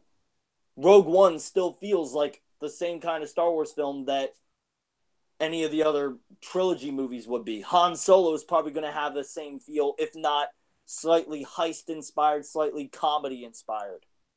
But for the most part, those films maintain almost the exact same sort of genre and feel. Cinematic universes work because the films themselves are slightly different. They're just connected. And that concept is what makes a cinematic universe work. If the Transformers, G.I. Joe, and Micronauts series, and I say that plurally, if they have their own sort of style to them, and then they're fused together in a almost neutral kind of way, that will work. And it will work well. I agree. Well said, Stoltebot. All right. Now we are very, very far off topic. This is all about the Toy Fair, right? I mean, at this point, Cyborg, we got the 3 main topics. We could just, yeah. I mean, we could go back and forth if we really want to. It's our stream, you know? Well, I just want to make sure, because, like, this stream's going on very longer than I thought it was going to be. And I just want to make, like, we can keep talking all we want, but before you know, this will be like a 4 or 5 hour stream. Yeah. And no one was going to on. It could be TFTC episode number 58 and Late Night with TFA number 4. Just a combo episode. Why not? Well, I have a quick question to pose to you guys. We've seen in these toy lines, we've obviously seen gimmicks. Like, we've seen Combiner Wars, we've seen Titans Return, we've seen Power of the Primes with the Optimus and Rodimus combiner things. In the movie toy line, we've seen the Human Alliance subline. Yep. If you could bring any of those gimmicks, like, into another toy line, what would it be? Like, for example, would you want movie-style Transformers characters to be made into Combiner Wars toys? Or would you want to see Human Alliance characters or Human Alliance figures made for the studio series? Oh, that's a tough one. Yeah. Like anything specific, like Transformer related? Anything Transformers related as far as gimmicks go? Anything you've seen? What would you like to see as a new gimmick? Because what I was thinking, like, if they did decide to do studio series stuff, like little, like, maybe 3-inch figures of the human characters from the Transformers movies. Yeah, like what if they made like a Marvel Legends style studio pretty series? much like what I'm saying, like one of Sam Witwicky, Michaela, Carly, Agent Simmons, Leo. I even say Leo. I guess if I had to pick something, a gimmick, like I guess I don't know if you count as a gimmick or more like a marketing ploy, or because like, speaking of Marvel and like in Star Wars, because Marvel does this thing where like if you buy the whole line, because each line has a piece of the character. Build the figure. Yeah, if you can think of a cool idea. If you buy the whole line and then you build a Voyager that can transform of like whatever the character is, that would be a pretty cool like thing. That would give people like now like not only like because people like buy waves just so you can like combine them all and make like a big one guy, but like buy out the whole waves and get a figure, and then you're pretty much forcing them to get the whole wave to get a rare figure. Be pretty sick. Or better yet, what if they fuse those two gimmicks together? I'm realizing now that there are only so many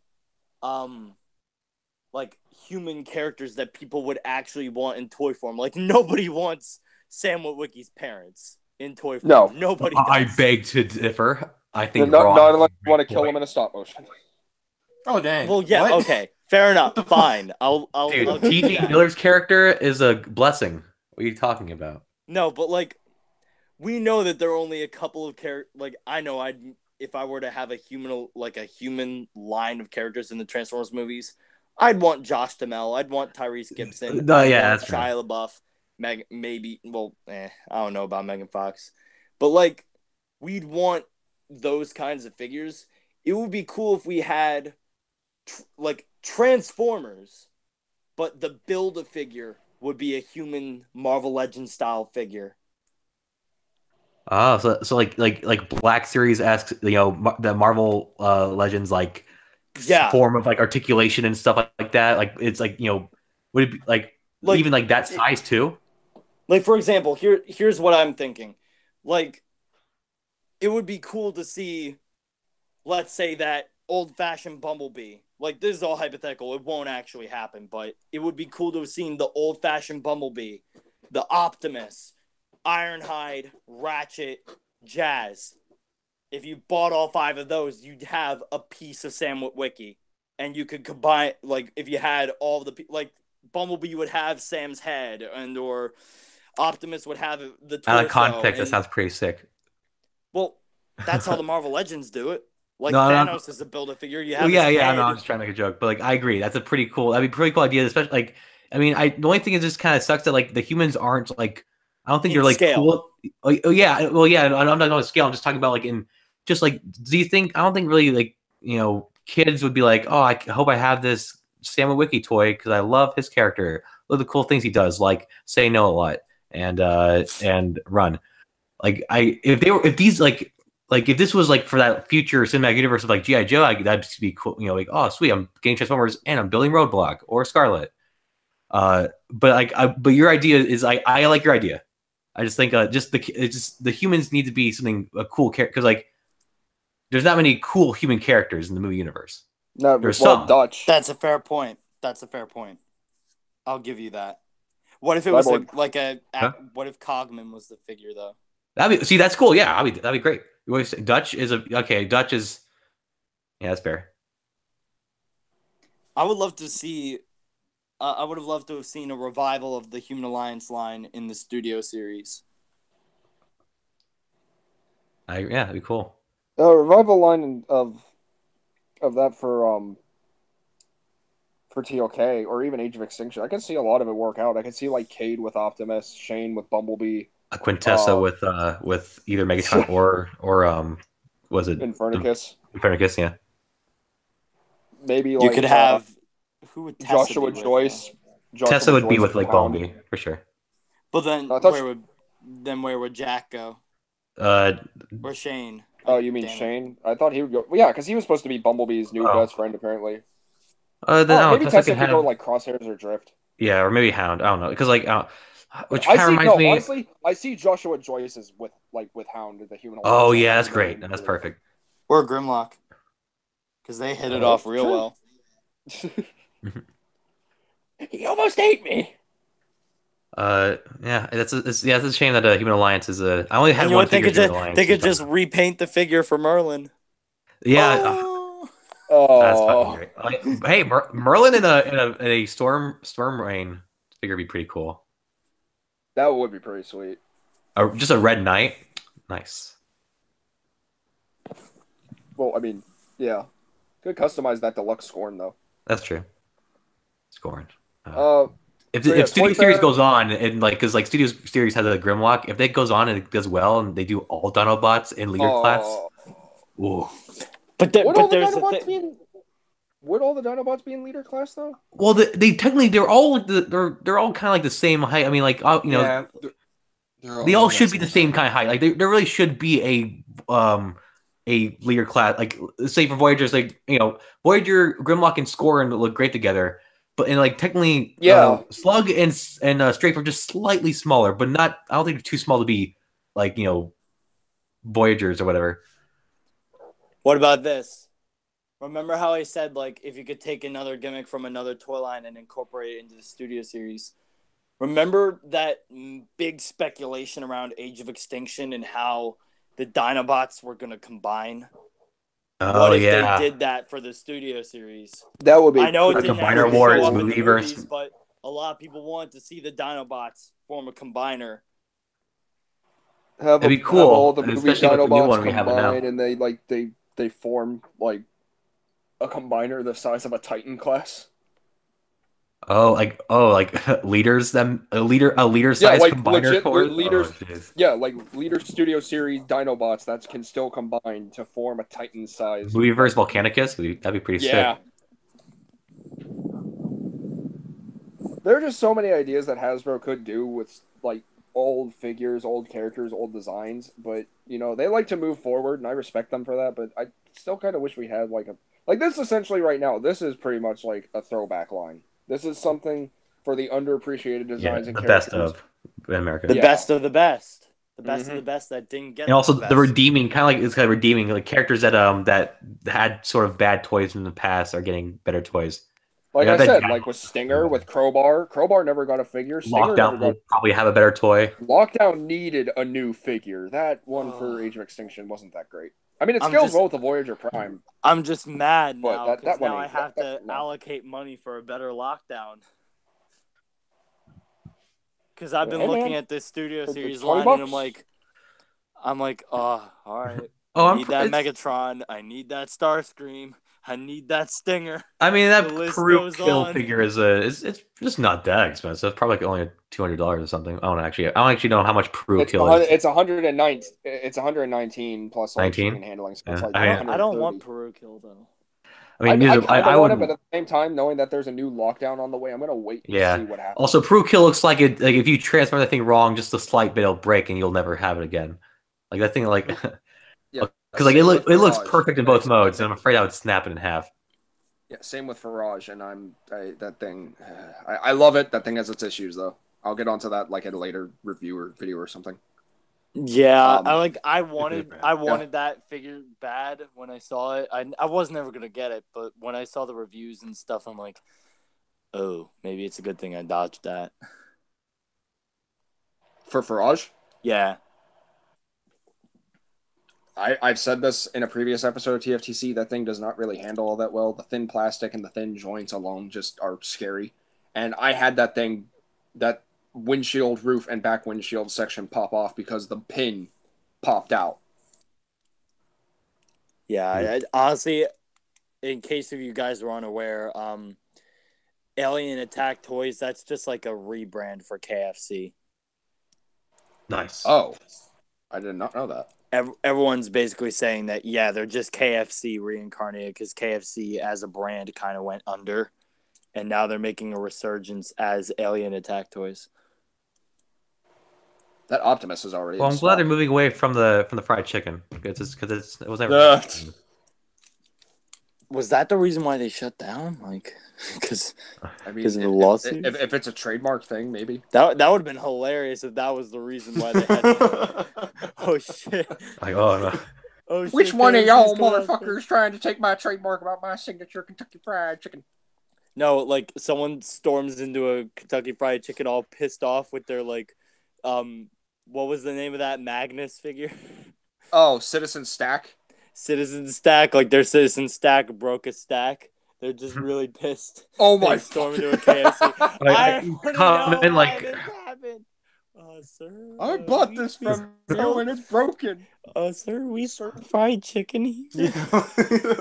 Yeah, are you having a problem with our menu, sir? Yeah, I can't. I see all this cool food. It's nice and all, but where are the Transformers? Ooh, Transwaters? Transwaters?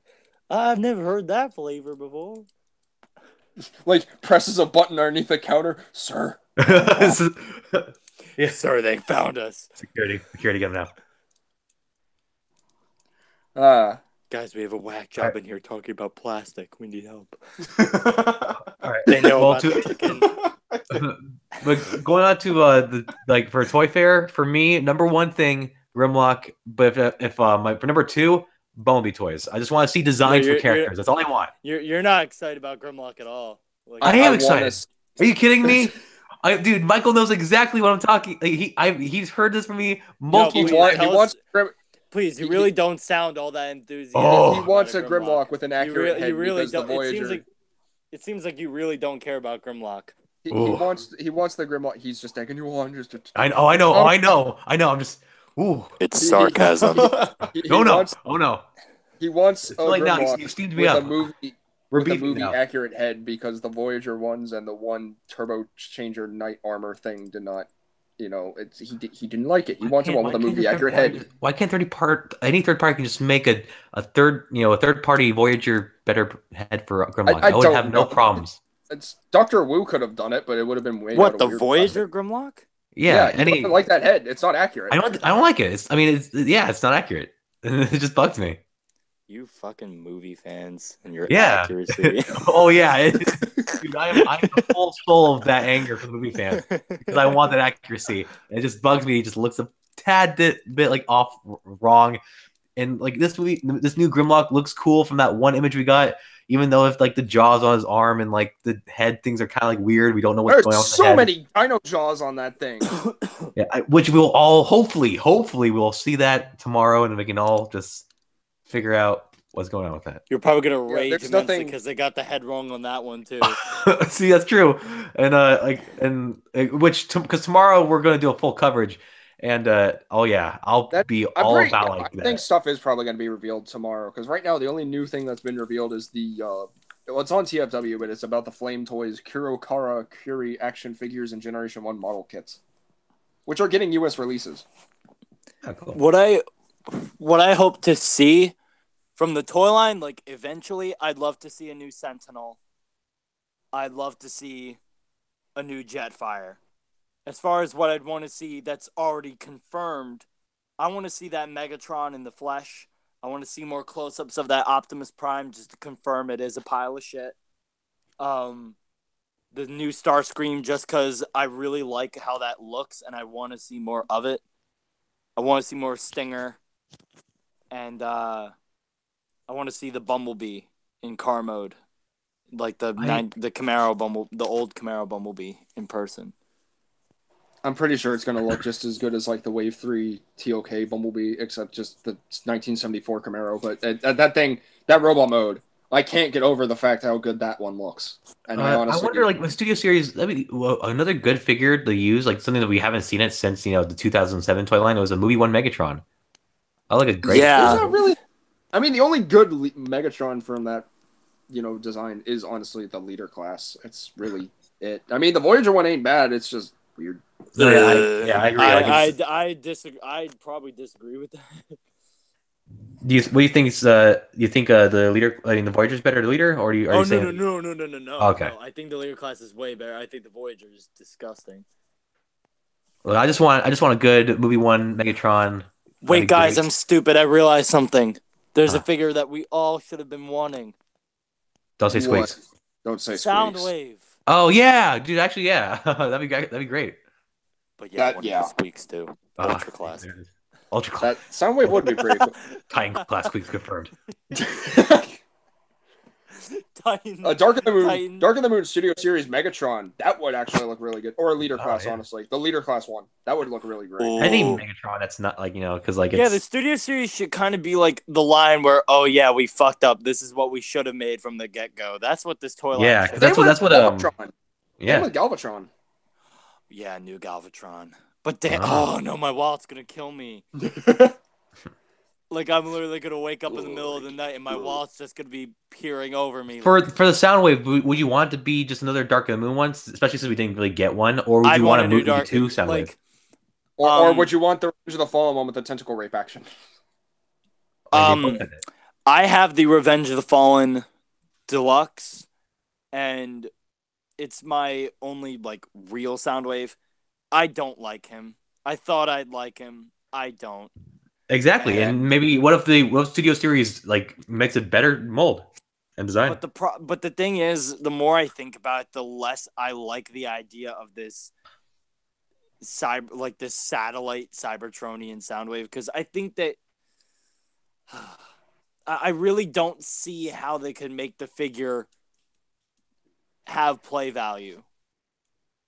Like I don't see the play value. Yeah, it in is that kind of Soundwave. I mean, unless they make it the triple changer again, turned And into here's a the space thing: cruiser. they could save a crap ton of money by literally taking the drift shell from TLK and applying that to a modified robot form.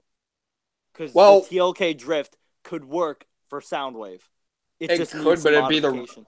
it'd be the wrong car. Also, well, okay, yeah, I see what you mean now. But then again, remember what we saw with Lockdown and then Hot Rod. It wasn't the same model of the car, but it was tweaked into the right model of the car. To this day, even though that Hot Rod is amazing, I still feel bad at the fact that I called that. That was my fault. God damn it. No, I think it was worth it. I'm just mad that it didn't get a full. I'm mad that they cut the distribution of that because it was supposed to get a wide release. I think it still is. I think the Amazon listing might show up soon, though. I don't know when. But that thing is still no, it's done. Damn, it's done. The distribution for Hot Rod especially is kind of done. Crosshairs is available more so in Takara. B is more available in Takara, but the worldwide Hasbro releases of those characters are done. Cogman too. Damn. Which Cogman really got the shaft because B had the most out of that pack. Crosshairs had less. Cogman had the least. And Hot Rod never even saw the light of day in a wide release. Unfortunately, that's a lot of what happens with the movie figures, and that's sad because there are really cool designs, and it just sucks to see them not really be put out properly. Again, blame Hasbro for their lack of delayed gratification on new toy lines. Well, not just Hasbro, also corporate, corporate retailers. Well, Hasbro is the corporate. The corporate, ones... I mean the actual stores, like Walmart, Target, Toys R Us. Well, they're also because they don't order enough. They don't order enough, yeah, but Hasbro doesn't make enough because of the fact that they know that they're not going to order enough. How do I say this? They didn't make as many Dark of the Moon Soundwaves or Qs or Leadfoots because of the fact that they were starting to ramp up Prime production. because they were they already put their focus on the Transformers Prime toy line.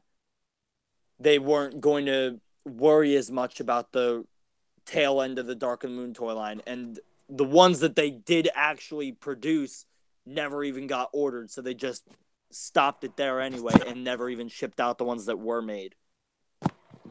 True.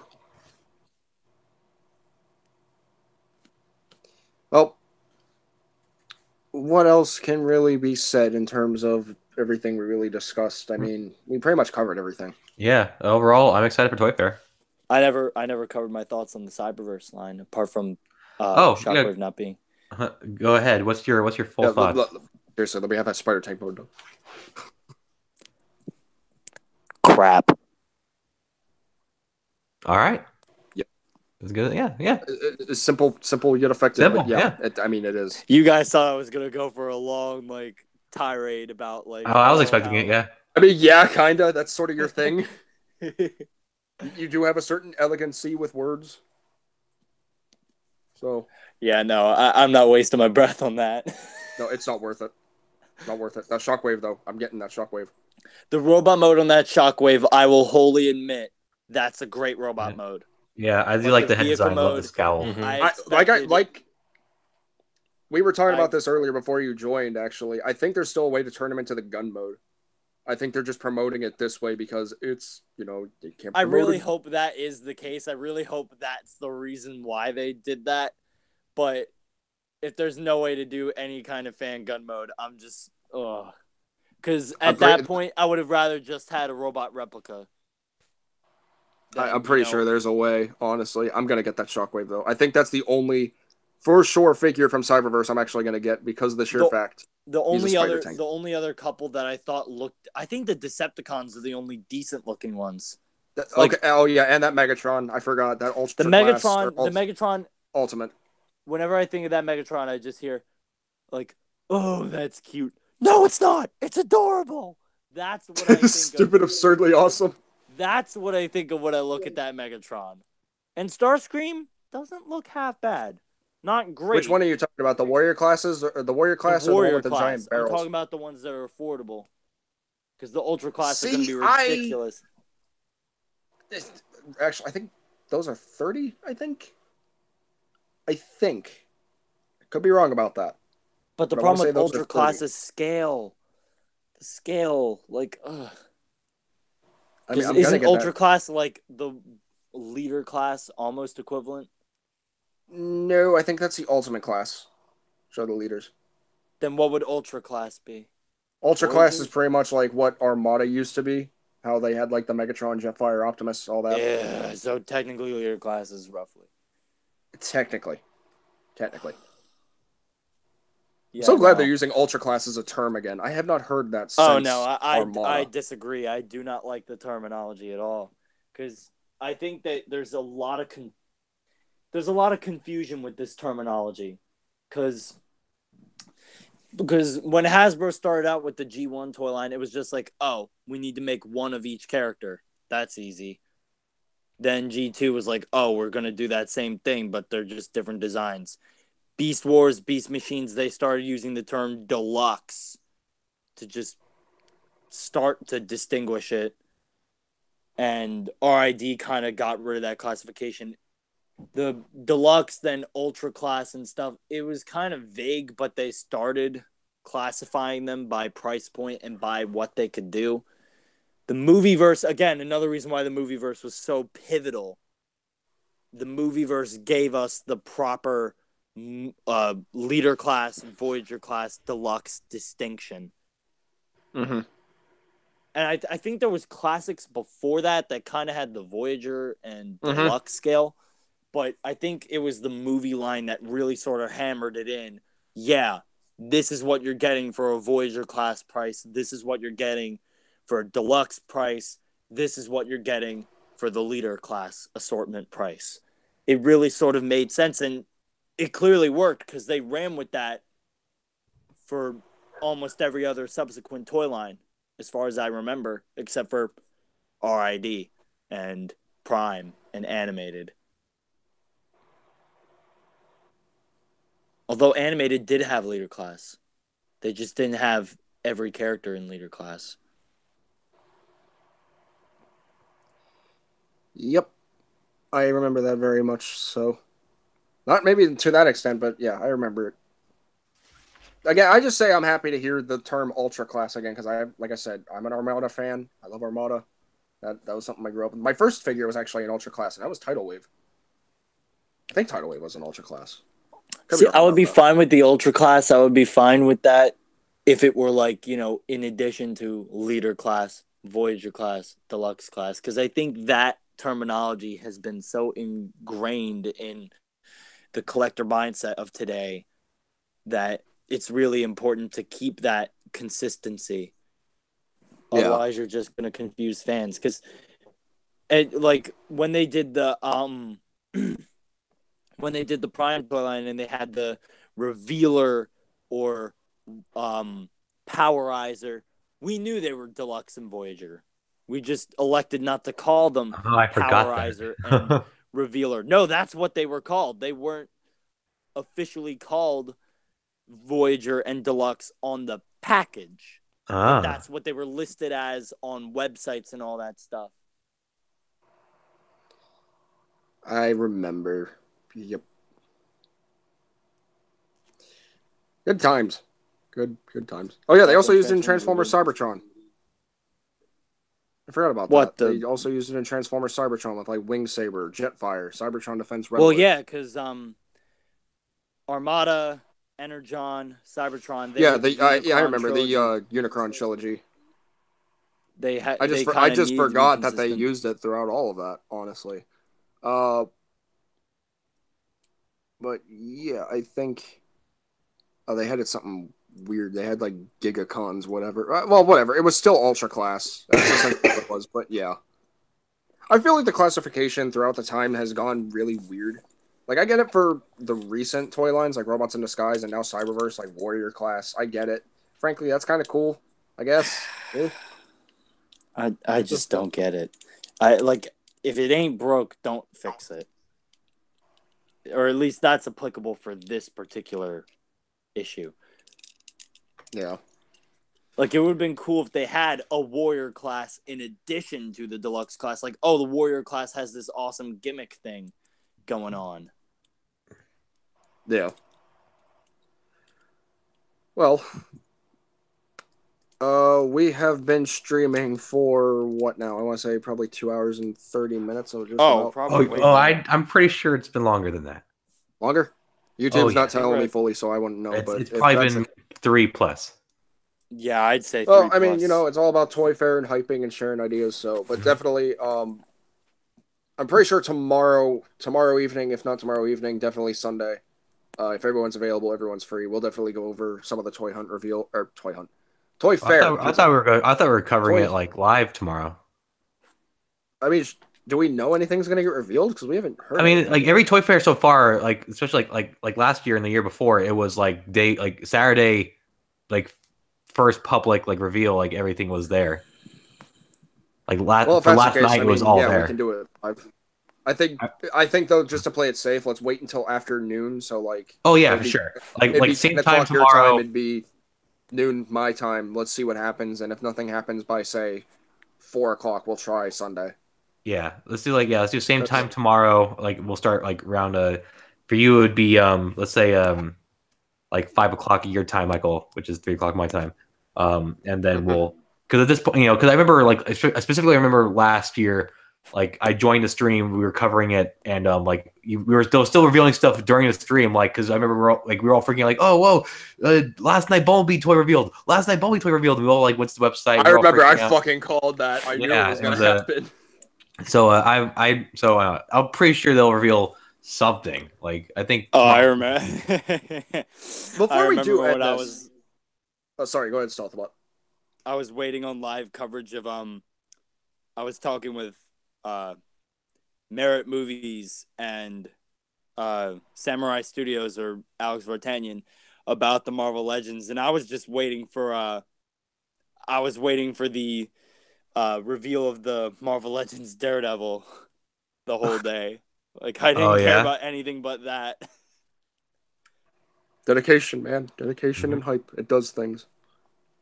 Yo. But before we do end this particular stream, before we do end this episode, because we are going to do another one. So episode 59 tomorrow, roughly around 5 p.m. my time, 3 p.m. Central Standard Time. All depending.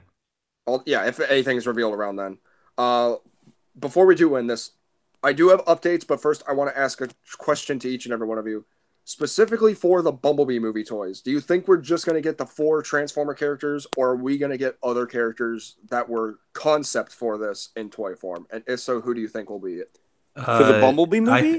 Yeah, because there are only 4 Transformer characters, but you can never know what happens in the concept behind the scenes. So there could be other ideas pitched and be made into toys specifically. So overall, the question is: do you think, like, so you're saying that even though there's 4 robots, do you think we're going to have a lot more robots in the toy line? Mm-hmm. I think so. And who do you think they would be? The fact that Barricade was listed, or at least if not leaked or rumored that he was listed in the toy line. I think Barricade is a toy, but not a character in the movie.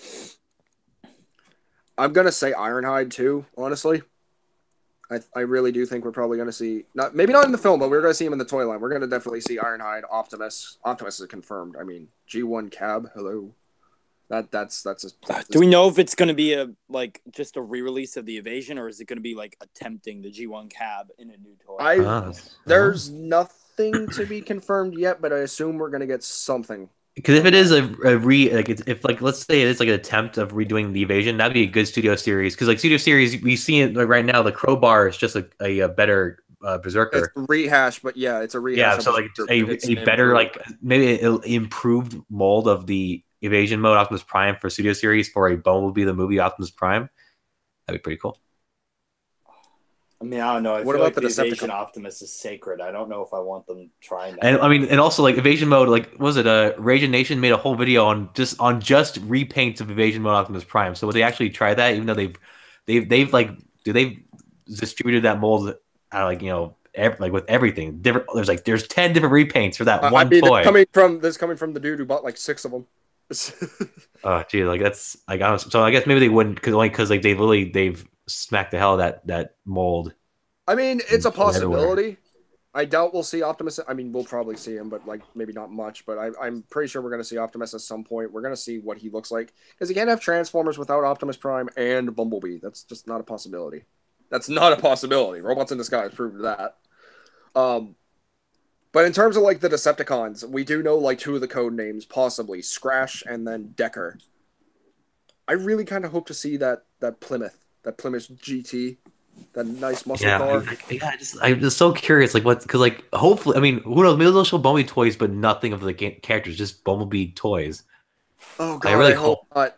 No, I want to know who these characters are. Me too. It's shit out of me. It's the last movie, so just let us know what we're dealing with, and then show us a movie in December, and we'll stop crying about it. Watch them pull the giant, the biggest tease ever, and just strictly do what you said right now. Yeah, just Bumblebee toys stuff. Or and just make the be the biggest surprise, and it's surprise, it is Knockout. You all were right the whole time. If it is Knockout, I wouldn't be too terribly disappointed with that. I think. Because Bumblebee and Knockout had a rivalry.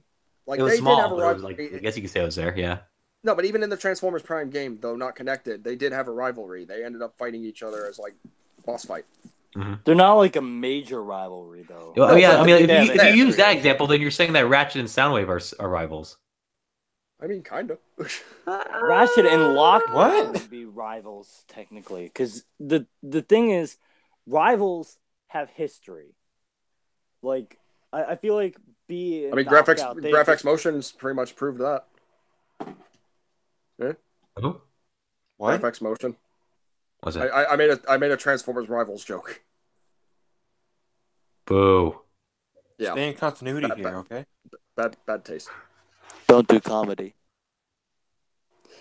You were saying? Yeah, go ahead. Still what you were saying. What classifies a rivalry is having a history, and I don't think there's going to be much of a history between B and Knockout because Knockout has never shown up in the movie universe. So I think what's going to happen is perhaps Barricade and Knockout are partners of sorts or something. Maybe and something then he along kills those lines. his lover, Knockout, and Barricade revenge the whole time. how Well, I big of wouldn't a say like lovers, but maybe they're like partners in crime, and because of Knockout's death, that might be a driving point between B and Barricade, and that's what might have initiated that rivalry. how big of a twist actually I would not be I wouldn't be upset if they did like a injects. What do they call it? Injects Energon or something like what's in the IDW comics? Conjex Endura. Yeah, dude, they were like one if they pulled that shit like out of the comics, like that was very something that specific. Like that way to go for Hasbro if they did that, and like because like I mean it's it'd be world cool building. to show, yeah, it'd be cool to show like relationship because knock as far as because in the comics, knockout and breakdown are Conjex Endura, which if you guys don't know what that means, you mean knockout and breakdown? did I say what did I say? You said barricade. Whoopsie. Okay. Yeah. So knockout and breakdown in IDW are what's that word again? God damn it. Conjex Endura. Conjex Endura, and that which means if you don't know what that means, it means that they're pretty much they're dating or married, one of those two. So Okay. yeah, so they are like because like what Cyclonus and Tailgate are also Conjex Endura, and who else? Chrome There's a lot Dome of characters. Rewind. Yep, exactly. I begrudgingly best couple in the series for sure. Yeah, I begrudgingly say this next one, but because it's not really official, because they haven't really established it in the comic, but Blast Off and Onslaught. Yeah, that's true. Blastoff has a full-on like romantic.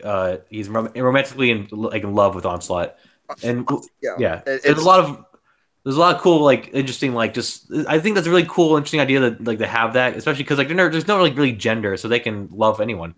So I'd be pretty like big thumbs up if they actually did that for the Transformers movie.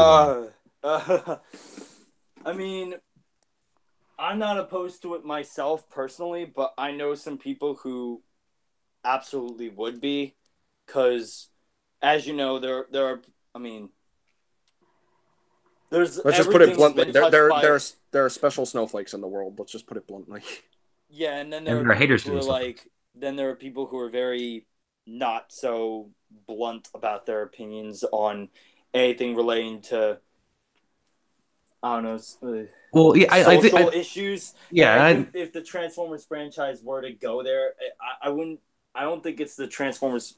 I don't think it's in the best interest of the Transformers franchise to kind of approach that kind of concept, because it's bound to alienate some fans. Well, I don't like when like I don't know about that because like it's it's the best example for because one, the world now is being a little bit more accepting as well as also being a little bit more divided, and especially like a good example of like let's just say same-sex relationships, Steven Universe, which is one of the great show, and it's pretty much that show is all like same-sex relationships except the main character.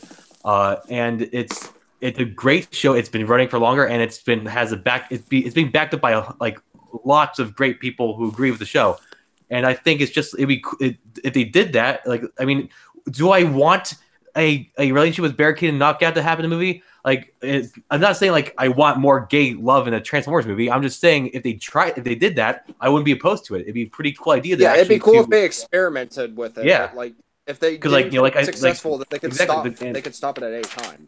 Yeah, I'm not saying I'm personally opposed to it. I'm not. I'd actually welcome that kind of a thing, but I'm not so sure Hasbro would be willing to do that because, again, they don't want to alienate anyone from the fan base. Even though they're doing it already. A little bit, but it's they're kind of doing it already in the comics. It's in mediums that are less. I don't know, less viewed. Like, bear in mind, the Transformers movies are seen by moviegoers, average people. The comics are only approached by people who are longtime fans of the characters who'd be more welcome to those kinds of things.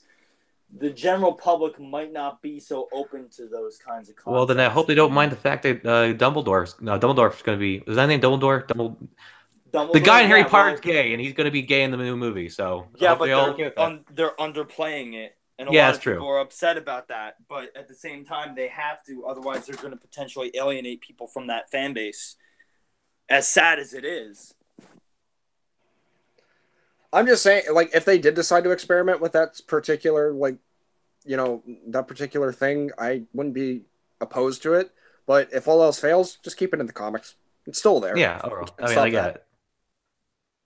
So, but yeah, I think we can honestly like officially end this episode now. Like, there's not much to really go on. There's nothing revealed. Like you said, there might be some stuff tomorrow. Agreed. We got a plan. You know, we got a plan. We'll put it into action. But before we do in this so episode, you'll see us tomorrow, if not Sunday. Yep. Well, maybe not or Monday. but like.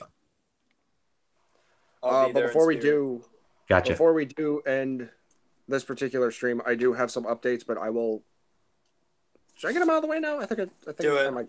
Yeah, I think I might get them out of the way now.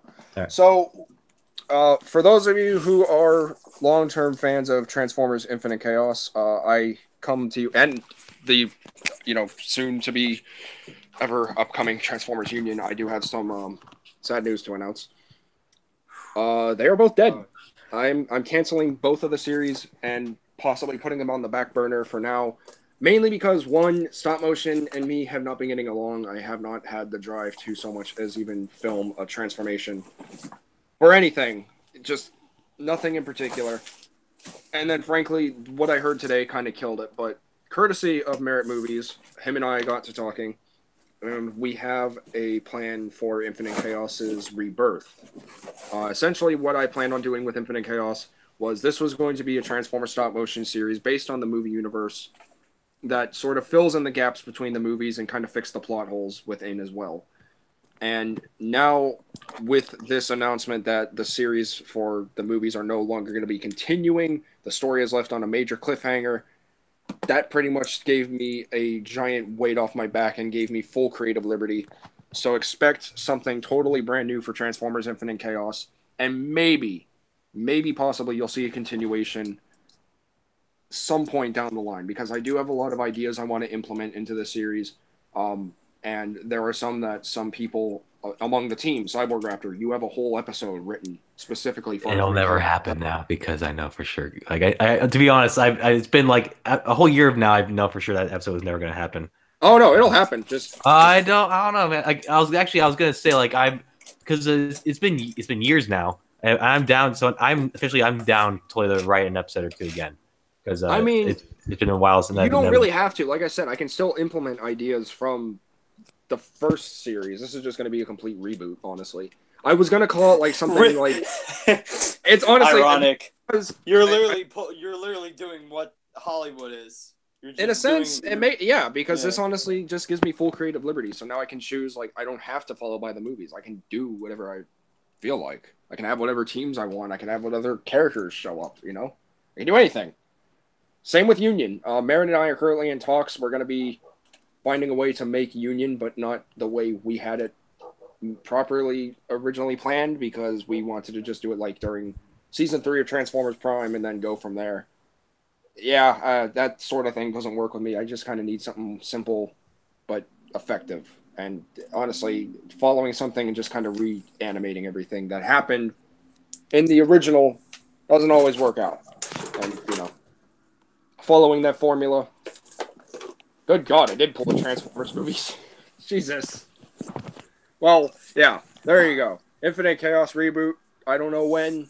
Might be soon. Might be sometime in the future. Who knows? The casting is still going to stay the same. So the characters that voice actors had previously, who didn't even get to debut in this series, are still going to be involved. I'm not going to change the voice acting because I think the voices suit just perfectly fine for my taste and for the sake of the series.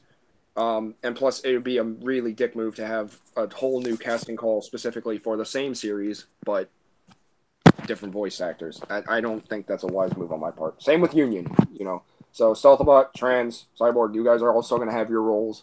And to anyone else out there who is working with me on these projects, you still have your roles as well. And there will be casting calls in the future for other roles. But in terms of other projects, I am going to be doing some things here on YouTube. I'm going to be doing theme weeks again. So like I said before, I'm going to be doing Spy Week, probably sometime either this week or next week, maybe next week, which is going to be a week full of video reviews based on spy-based characters. So Punch, Counterpunch, Fastlane, Cloudraker, Wingspan, Pounce, and Double Dealer. And, that'll be that full week. Then we'll do Combiner Week. We'll do Modern Mondays, which is a video review of a modern figure that's currently out for every Monday. Third party and Throwback Thursdays, so either a third party figure review or a Throwback Thursday review to an older figure, specifically a Titan, because I have to review Fortress Maximus. So either Titan Thursdays or no, I think it was Titan Tuesdays. You get the idea.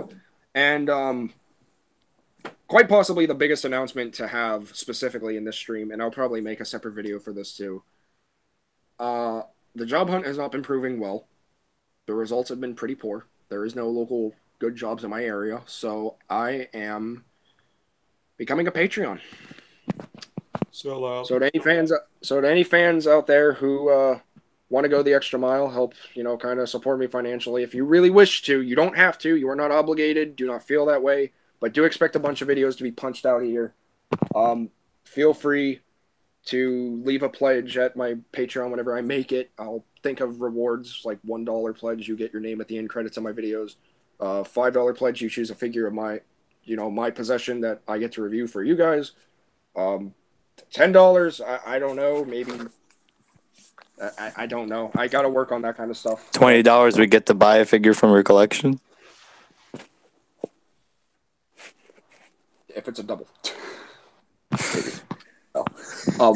So yeah, I'm officially kind of like I want my own money again. I know it sounds really bad to say, but when I worked at Toys R Us and I made my own money, I felt proud. But like I said, job hunt ain't proving well. This is kind of my next alternative, and do expect a bunch of videos to come onto the channel very soon. And stop motion battles, definitely stop motion battles, short ones. And honestly, probably the last thing is I might work on a small Generation 1 stop motion series, but a small series. So, who knows? We'll see about that, because I do have a bunch of classics figures that I want to put to good use. So, yeah.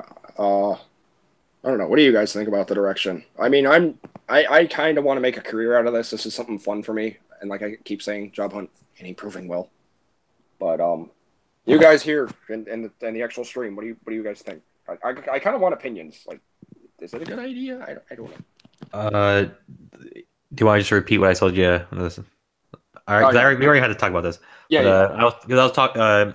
What I think about that is because I feel like Patreon is because it pretty much is just kind of like a place where people ask to get money and as long obviously you get rewarded hopefully, but like pretty much as long as you punch out videos, good quality videos, every two two episodes or 2 videos a week, and provide content, and as long as people feel like they're helping you make the channel and they feel like involved, then yeah, go ahead and do a Patreon. Just it's like you can't just be like support my Patreon, support my YouTube channel, and then like make a video and then never and then besides don't in the stream. I don't see the streams count. The streams really shouldn't count as videos of through a week. It's because it's usually it's hours of us talking. It doesn't really count. So do actual videos and make it earn the money like you earned it in Toys R Us. Yeah, I definitely will do that. Like I said, I have a bunch of video reviews on the back burner and a bunch of video ideas. So that which means you can't be like, oh, stop, I don't feel like stop motioning. This is something you have to do it or else. Or else, but you really should do it. Yeah, and I do plan on doing it. Like, I think the only thing that was really hindering everything was just Infinite Chaos and Union, the pressure, of working on a series, because I had no idea what to do. I thought I was young and stupid. I'm just like, hey, if it's because of pressure, then that's gonna be a lot more pressure because it's this time it's like you have to finish it soon. No, but reviews, they're simple for me. I can do those pretty quick in a day. So, all right, honestly, the same day, like I did with Lio Kaiser. I did. Yeah, I know. Just just be prepared. That's 1 week, but you try doing this for a month or a few months, and it may get weird. It's just like how for us, Cult of Crabs, it's we have to take 2-3 days of hours of 2-3 days of the week recording hundreds of episodes to get backed up and stuff. Right. It can take some time. Yeah. Well, I mean, tech issues happen too, so sometimes it's kind of out of your control. Mm-hmm. So, Stealthabot, Spooky, what do you think?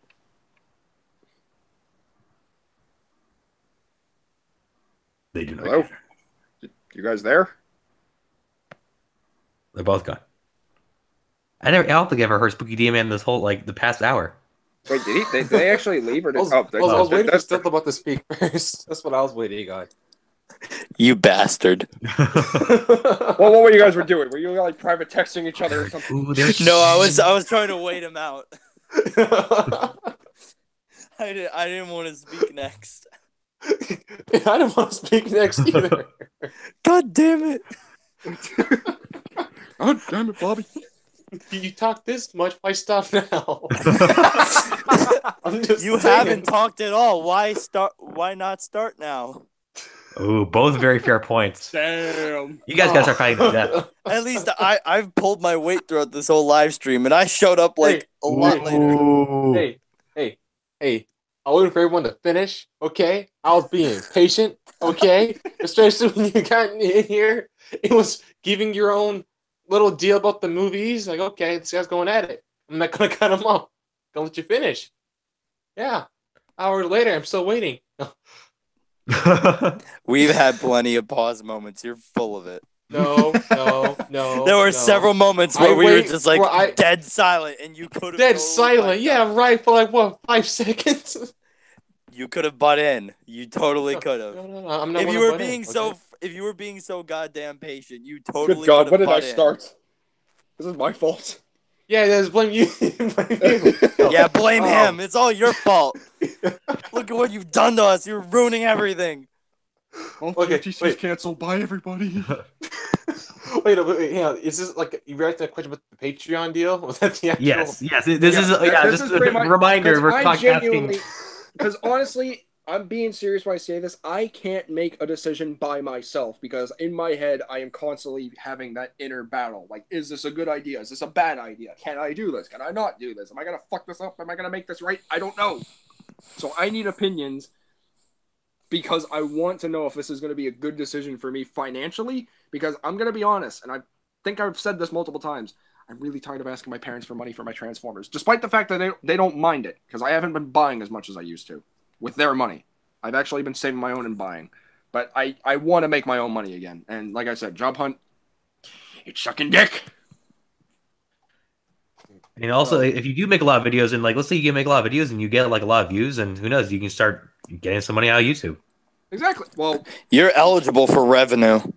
Mm-hmm. You can be a partner. You could literally start right now. Does he make enough views though with the new YouTube thing? Yes. No. He still makes enough views. Okay, so it makes enough views. Okay. I'm just not sure about the whole YouTube. Meanwhile, all of us have been demonetized. Yeah, I'm not sure about the whole YouTube AdSense thing. I tried it once and it wasn't really proving any results, and I had it for a year. It takes a while. It takes a while for YouTube to actually give much at all. Well, shit. But maybe it's I'll try it something again. you could like if you started that now. Because anything at this particular point, like jobs that I looked up for on Indeed and everything, have just proven to be really poor. Like Wesley Chapel, Zephyr Hills, Bruce B. Downs, all the jobs. They're not that great. I'm tired of being called, I'm tired of calling these people and say, hey, I want a job. I send an application. They give you the false hope, like, okay, we'll call you after we look at it. I waited for 3 fucking weeks for Walmart to call me back. Nothing. I called them twice. What if they said they would call me back? That's why I never called you back. What? What if they misplaced it? Well, shit. Call that guy back. Oh, where's that paper? Oh, shoot. We're going to hire him, too. For that guy with the really long hair and the mustache. And the beard. I'm growing a beard. I'm just saying that. Oh no.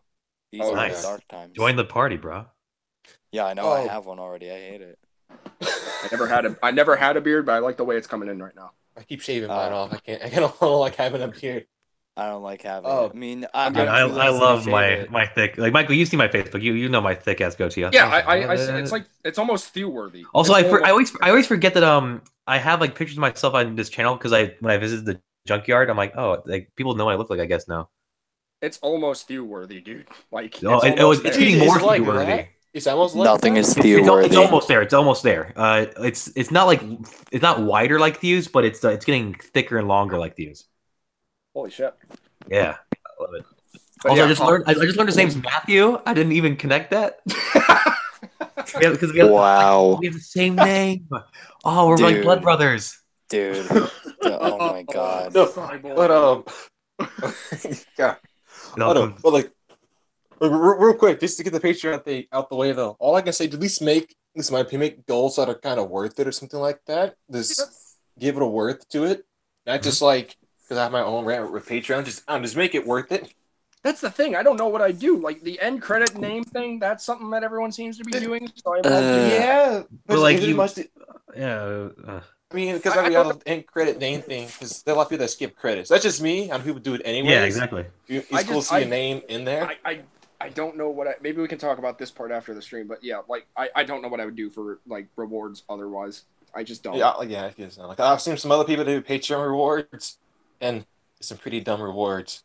Oh, give me $20. You can talk to me. I forgot who did this. Someone talk to me for like half an hour in a Skype thing. Oh okay, no, $20 to talk. That's so awkward. God, you think of all the awkward people that like that. Oh, I would not do I that. forgot someone that did this, and then if this is the same person, it's, oh, pay this much, we can all get into like a call and watch a movie.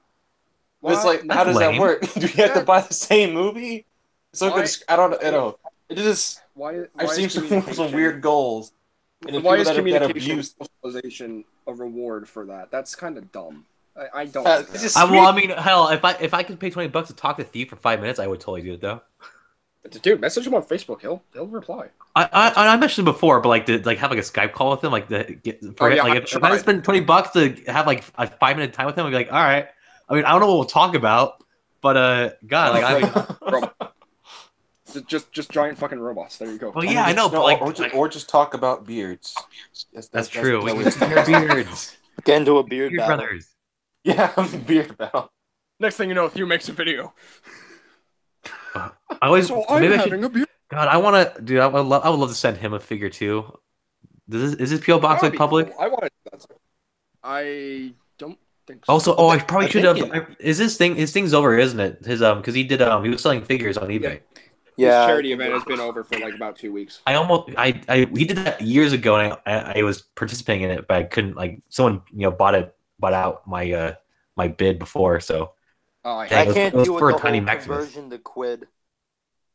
Oh, gotcha. So, oh no, I just don't like doing that. But yeah, so Spooky, I see what you're going with. Sorry, I can't think of names. Okay, my brain doesn't work. Yeah, pick a name. I know. I'm not gonna say anything about it. Spooky, I get where you're coming from. I just got to think of some really worthy rewards. I don't know what I do. Someone actually, I think it was Marvelous Prime Animation on Instagram. He actually suggested like maybe do like a live filming. Like you pledge $10 and like you can participate in the live filming, or you can. So they'll actually see that you're doing the work. Like I think that'd be would that be good for $10? Yeah, like that behind the scenes stuff. That'd be interesting. I think that would be pretty good. But like anything above, I have no like idea. 50, like was it like a. You get do like $20 and be like and if you do it for 20, if you pledge for $20, you get like you write a portion, like not a portion, but like you send out an idea to the script and it will be somewhat worked into the story. That would be a good idea. Hell, another pledge. They get to be in the video. See, I was thinking either it was a voice actor or in the video, like the of themselves, and I integrated footage. If it's gonna be voice acting, then at least make it like a $5 one, because you have like a history of just accepting voice actors off the bat. So if someone's feel like upset with getting paid for it, I mean, yeah. So or like like not like for voice acting. How about this? Like $20, someone's like you get to send an idea of a stop motion, and I do it at some point in time because I'm pretty sure. If that happens, if you legitimately do that, then you have to be faithful. You gotta do that like the week. No, as long as they're small. Don't commit to any kind of stop motion making of any kind, because you've proven to have a very unstable track record. Certain thing. I mean, I'm not name dropping here, but there's been someone that's been similar to that, and he never did anything to it. Oh, I know exactly who you're talking about. Yeah, I'm not name dropping. Yeah, PM me that. I don't know who you're speaking of, but I'm curious. It's kind of obvious. Yeah. Okay, after the last stream, you should tell me. Obvious. Okay. After. After. So yeah, but yes. Spooky, you told me your thoughts. That's the basis. What I would say. There's more I would say, but that's just the basis. What about you? What's your opinion? See, I mean, I have such a mixed opinion on the subject because I've seen Well, instances. I'm gonna be honest, dude. I despise it too. I feel like I'm kind of Like- whoring myself out there now. I feel Here's the dirty. thing: I, Patreon itself, it's kind of like that whole, like, I'm not going to bring politics into it, but it's kind of like that whole debate of, like, you know, gun control. It's not the item itself, it's the people behind it. I'm not going to debate that particular issue, but that same sort of concept applies to Patreon. Patreon is just a tool. It's the intentions of the people behind it that really scare me. Because like there have scammers. been people who have been really good about Patreon, and like they will, if you give them a pledge of any kind of sort, they will make it a priority to meet that pledge and make that the first thing they do. And they've been really good with it.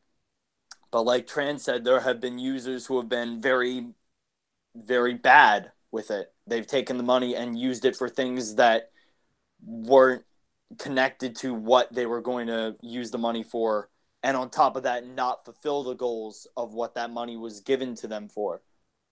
So I really think that, if, like, knowing you have a pretty good conscience, but at the same time, I'd want you want you to be way more level-headed when it comes to what you're committed to and what you're not, because quite frankly, you're not that committed to something you're not.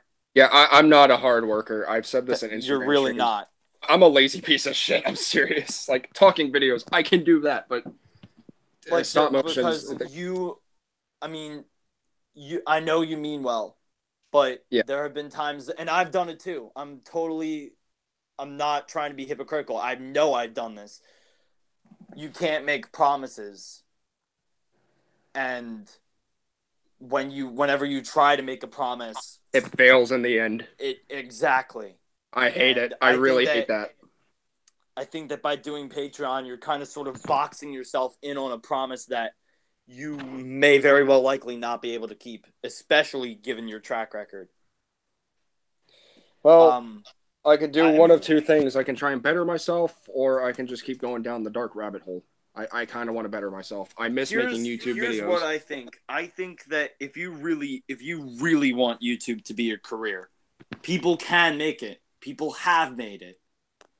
Not so likely in this department. Like, we're a bunch of nerds on the internet who collect toys. It's very hard for people like us to make it successful in this field. But it's not impossible. However, if you're going to do that, a lot has to change. And you need to be way more willing to do way more than what you currently do in order to make ends meet, both financially and for the sake of the people who are supporting you financially. So you need to be willing to do that stop motion that someone paid you a certain amount to do. And you need to make sure you do that before anything else. Because you're a person who tends to lose motivation for things, I'm not so sure you can keep up with that kind of commitment, especially if it's one that multiple people are going to be coming at you with these ideas for videos, with these things. And you may not be able to do them all. And someone's going to get upset, and it might cause a problem. So for your sake, if you're going to do that, don't do it yet.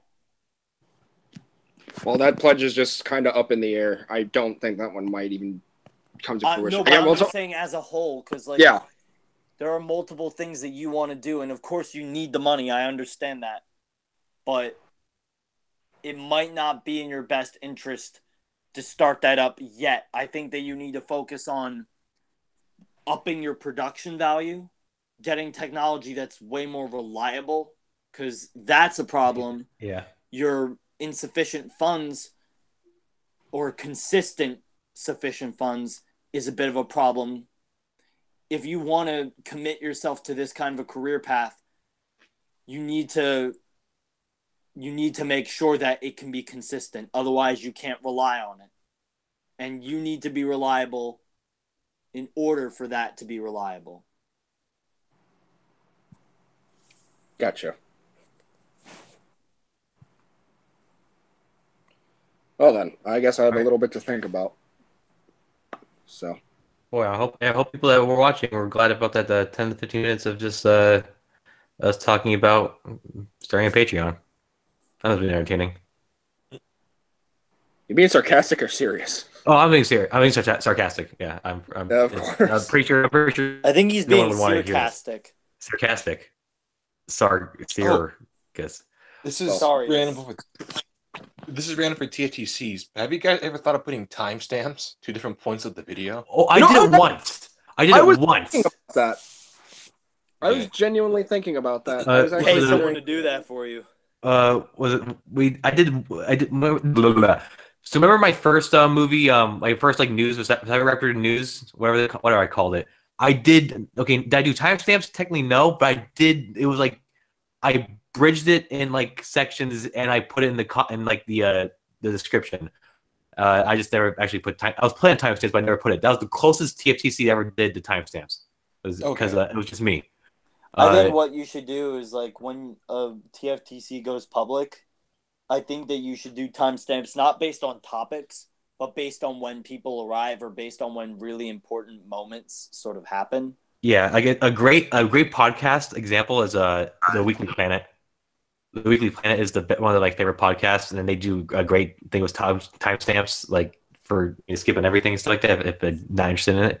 So I think timestamps would be a great thing to invest in the future for TFTC. Like a great example of a timestamp in this particular conversation would be Stealthbot showing up and completely derailing the conversation from talking about Transformers Cyberverse toys to the Transformers cinematic universe. No, yeah, because I guess the problem with we start usually with like we have topics, we talk about them, and then we're like, all right, let's move on to the next topic. But then like when people show up, or if we get like really heated on an argument, then we derail. Like for instance, the Toy Fair, we really didn't really talk about Toy Fair. We talked about like for 1 second, and we talked about the universe. Well, to be fair, there's not much to really go on with Toy Fair. Well, but I'm just like we could just stay on topic for like a good 15 minutes, and then we would have derailed on it, whatever we want to do. But we're so heated on other situations, and new people are coming in. Is that like we have 3 separate conversations on the cancellation of the movie franchise in this live stream? Well, in that particular case, for the sake of future TFTCs, when we start and people ask to join, I'm just gonna have to tell them no because we can't have late arrivals. That does. I mean, it may not be fair to some people, and I do apologize to any of you who are watching who do want to join TFTC. No, I mean, like, it should be fair. Like, if give him like, hey, we're starting in like, let's say 30 minutes. Like, 30 minutes. Whoever joins, and then like let's say that happens, we start it, and someone's like, "Oh wait, can I join last minute?" You just gotta be like, "Sorry, man, I gave you 30 minutes. Like, I'm sorry I disagree with that. Not because of the fact that I disagree with that. Not because of the fact that I showed up late. I think that part of what makes a live stream or any kind of sort of podcast so enjoyable is I don't know. Like the natural authenticity of it. Like it's way more because we're humans. We're people. Yeah, I know, but what's the problem? Like, so like what that has to do with starting with people instead of interrupting by having someone join in and then having to talk about everything? Because this is being natural, but because it's natural, we've been going on for so many hours. Like, I wouldn't want to watch this 6-hour live stream if I was coming in. Like, no, not everyone. Well, the thing about live streams is that if you want to go back and watch them later, you can. But for the most part, they're not watched after the fact. They're watched during the fact. Like, most people tend not to watch live streams unless they're edited out to be a condensed version of the live stream. So I think that all in all, the way that we're having conversations and revisiting previous topics, like, what if someone had a great point about a previous topic that they didn't mention, and they're probably never going to mention it until after like a long time has passed, and by then they're probably going to forget. Like, I think the whole concept of these live stream reactions and topics, what makes them worth watching is the fact that they're all in the moment, and that anything can happen, anything can be said in the moment. if That's originally what TFTC if is people pretty much were meant to, be. stick to this, oh, we're going to only talk about this at this moment or only talk about this in this moment. I understand it's a little bit more organized in that way, in that regard. But at the same time, there's a lot to be lost when you have that sort of structure, because it kind of loses the sort of natural element to it. Like, it's a lot less listenable, because it's like, oh, what do you think about this topic? Oh, blah, blah, blah, blah, blah. All right, what about you? Blah, blah, blah, blah, blah. And that's it. All right, next topic. And it just feels very inorganic, almost sort of, like I said, robotic, like automated. There's no sense of personality or charm. And, well, of course, the organization is a great factor to it, but that's why I was suggesting timestamps of moments in the conversation rather than, oh, topics. Like, of course, you could talk about in that timestamp what topic is being discussed in that moment, but structuring it in that, very by the book sort of really organized way kind of hinders the very enjoyable component of that, because it feels very dull. It feels very conformed. And the fact that it doesn't stick to that sort of structure, that's what makes each of these streams worth listening to, because anything can happen at any time. If you want to skip to a certain moment that happened that's really funny or really enjoyable, you know when it is. But if it's like, oh, we're talking about just this, then we're talking about just this, and then just this, and then at the end it's all whatever, no one's going to care about that important stuff that was talked about in those individual parts, because it's no fun that way. Yeah, I agree. That's just my 2 cents on the subject, though. Well, Cyborg left for some inexplicable reason. I want to say it's probably tech issues or something. Maybe. Oh, but it's like, didn't he start this stream? Isn't he gonna be the one that has to end it? Yeah, pretty much. So for the next few minutes, I guess. Okay, so we gotta buy time now till it comes back. For a little bit. I mean, he's gonna try joining back. A lecture on how the shockwave from Transformers Cyberverse is not a spider tank. Leave my spider tank alone. Wait, real quick. How can you tell if it's a tank though? That's my other question. Honestly, I thought it was like an oil driller or something. Okay, basically the whole thing is supposed to be like an anti-air defense turret sort of thing, but I call it a spider tank because I've seen that type of design before. It is stupid. I mean, you have your opinion, and more power to you. I mean, I forget who did this. No, that's not even an opinion. That's a fact. That's a stupid-looking tank that will be totally ineffective in battle. What was I about to say? I've seen I don't know if it was Transformers or not. I've seen like an actual spider tank with the legs. I don't know if this actually was a thing. I don't remember. But I know there was a thing where like the legs actually became like the treads for it or something. I don't know who did this. I saw it somewhere before of an actual like spider tank. I don't know about that one. That just looks like a crawler or something like that. It looks like some really like inefficient, low-grade Star Wars equipment. Oh shit! I see what you mean with that now. That's a lot closer to what that one looks like. It looks like the porta potty station on a the porta potty station. What? Oh man, the porta potty station. That's dang. This kind of touches base on the notion of what I was so passionate about like a couple minutes ago about how natural this conversation is. Like, if we were talking about this sort of thing in that specific time period, in that specific time slot, we would have never had the porta potty station joke. Because I wouldn't have thought of it back then. Yeah, because that's the thing about it is like there's obviously there's two different kinds of the streams, like the one that you say the natural ones talk about, and then the topic based ones.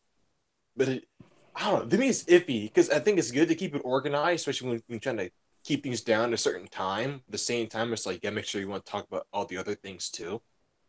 This is iffy about both streams. I don't mind randomness in streams whatsoever. I frankly just think it adds that spice of life to it. Because I mean, like Stealthabot said, you don't want it to sound robotic. You want it to be human, and that's essentially what it is. Anything can happen in these type of streams. That's what TFTC was originally, and it still is to this very day. But we're just trying to make things a little more concrete. I have a suggestion for you then. What? You could do 2 consecutive live streams. Like, you know how you have like the late night with TFA and stuff? And then you could have 2 series, like you could literally have 2 live streams back to back. One that's literally just condensed, talking about the topics for an allotted amount of time. Like literally time it down to like 15 minutes per topic. Cut that stream off. Start a brand new stream with people's reactions to the news and stuff, and let that one go loose. Because I really think that the ones that are very organized, of course, this is all perspective based. This is all opinion based. No one's really gonna, how do I say? It's all subjective. That's what I wanted to say. So some people might prefer the more organized streams. Like I prefer watching organized streams at times, but at the same time, the streams to be the ones that are more enjoyable, if you have the time for them, are the ones that really do just kind of go where they want to go whenever they want to go there. So if you wanted to do a more organized stream, don't sacrifice the random but also natural parts. If you're going to do anything for that, split it into 2 different streams.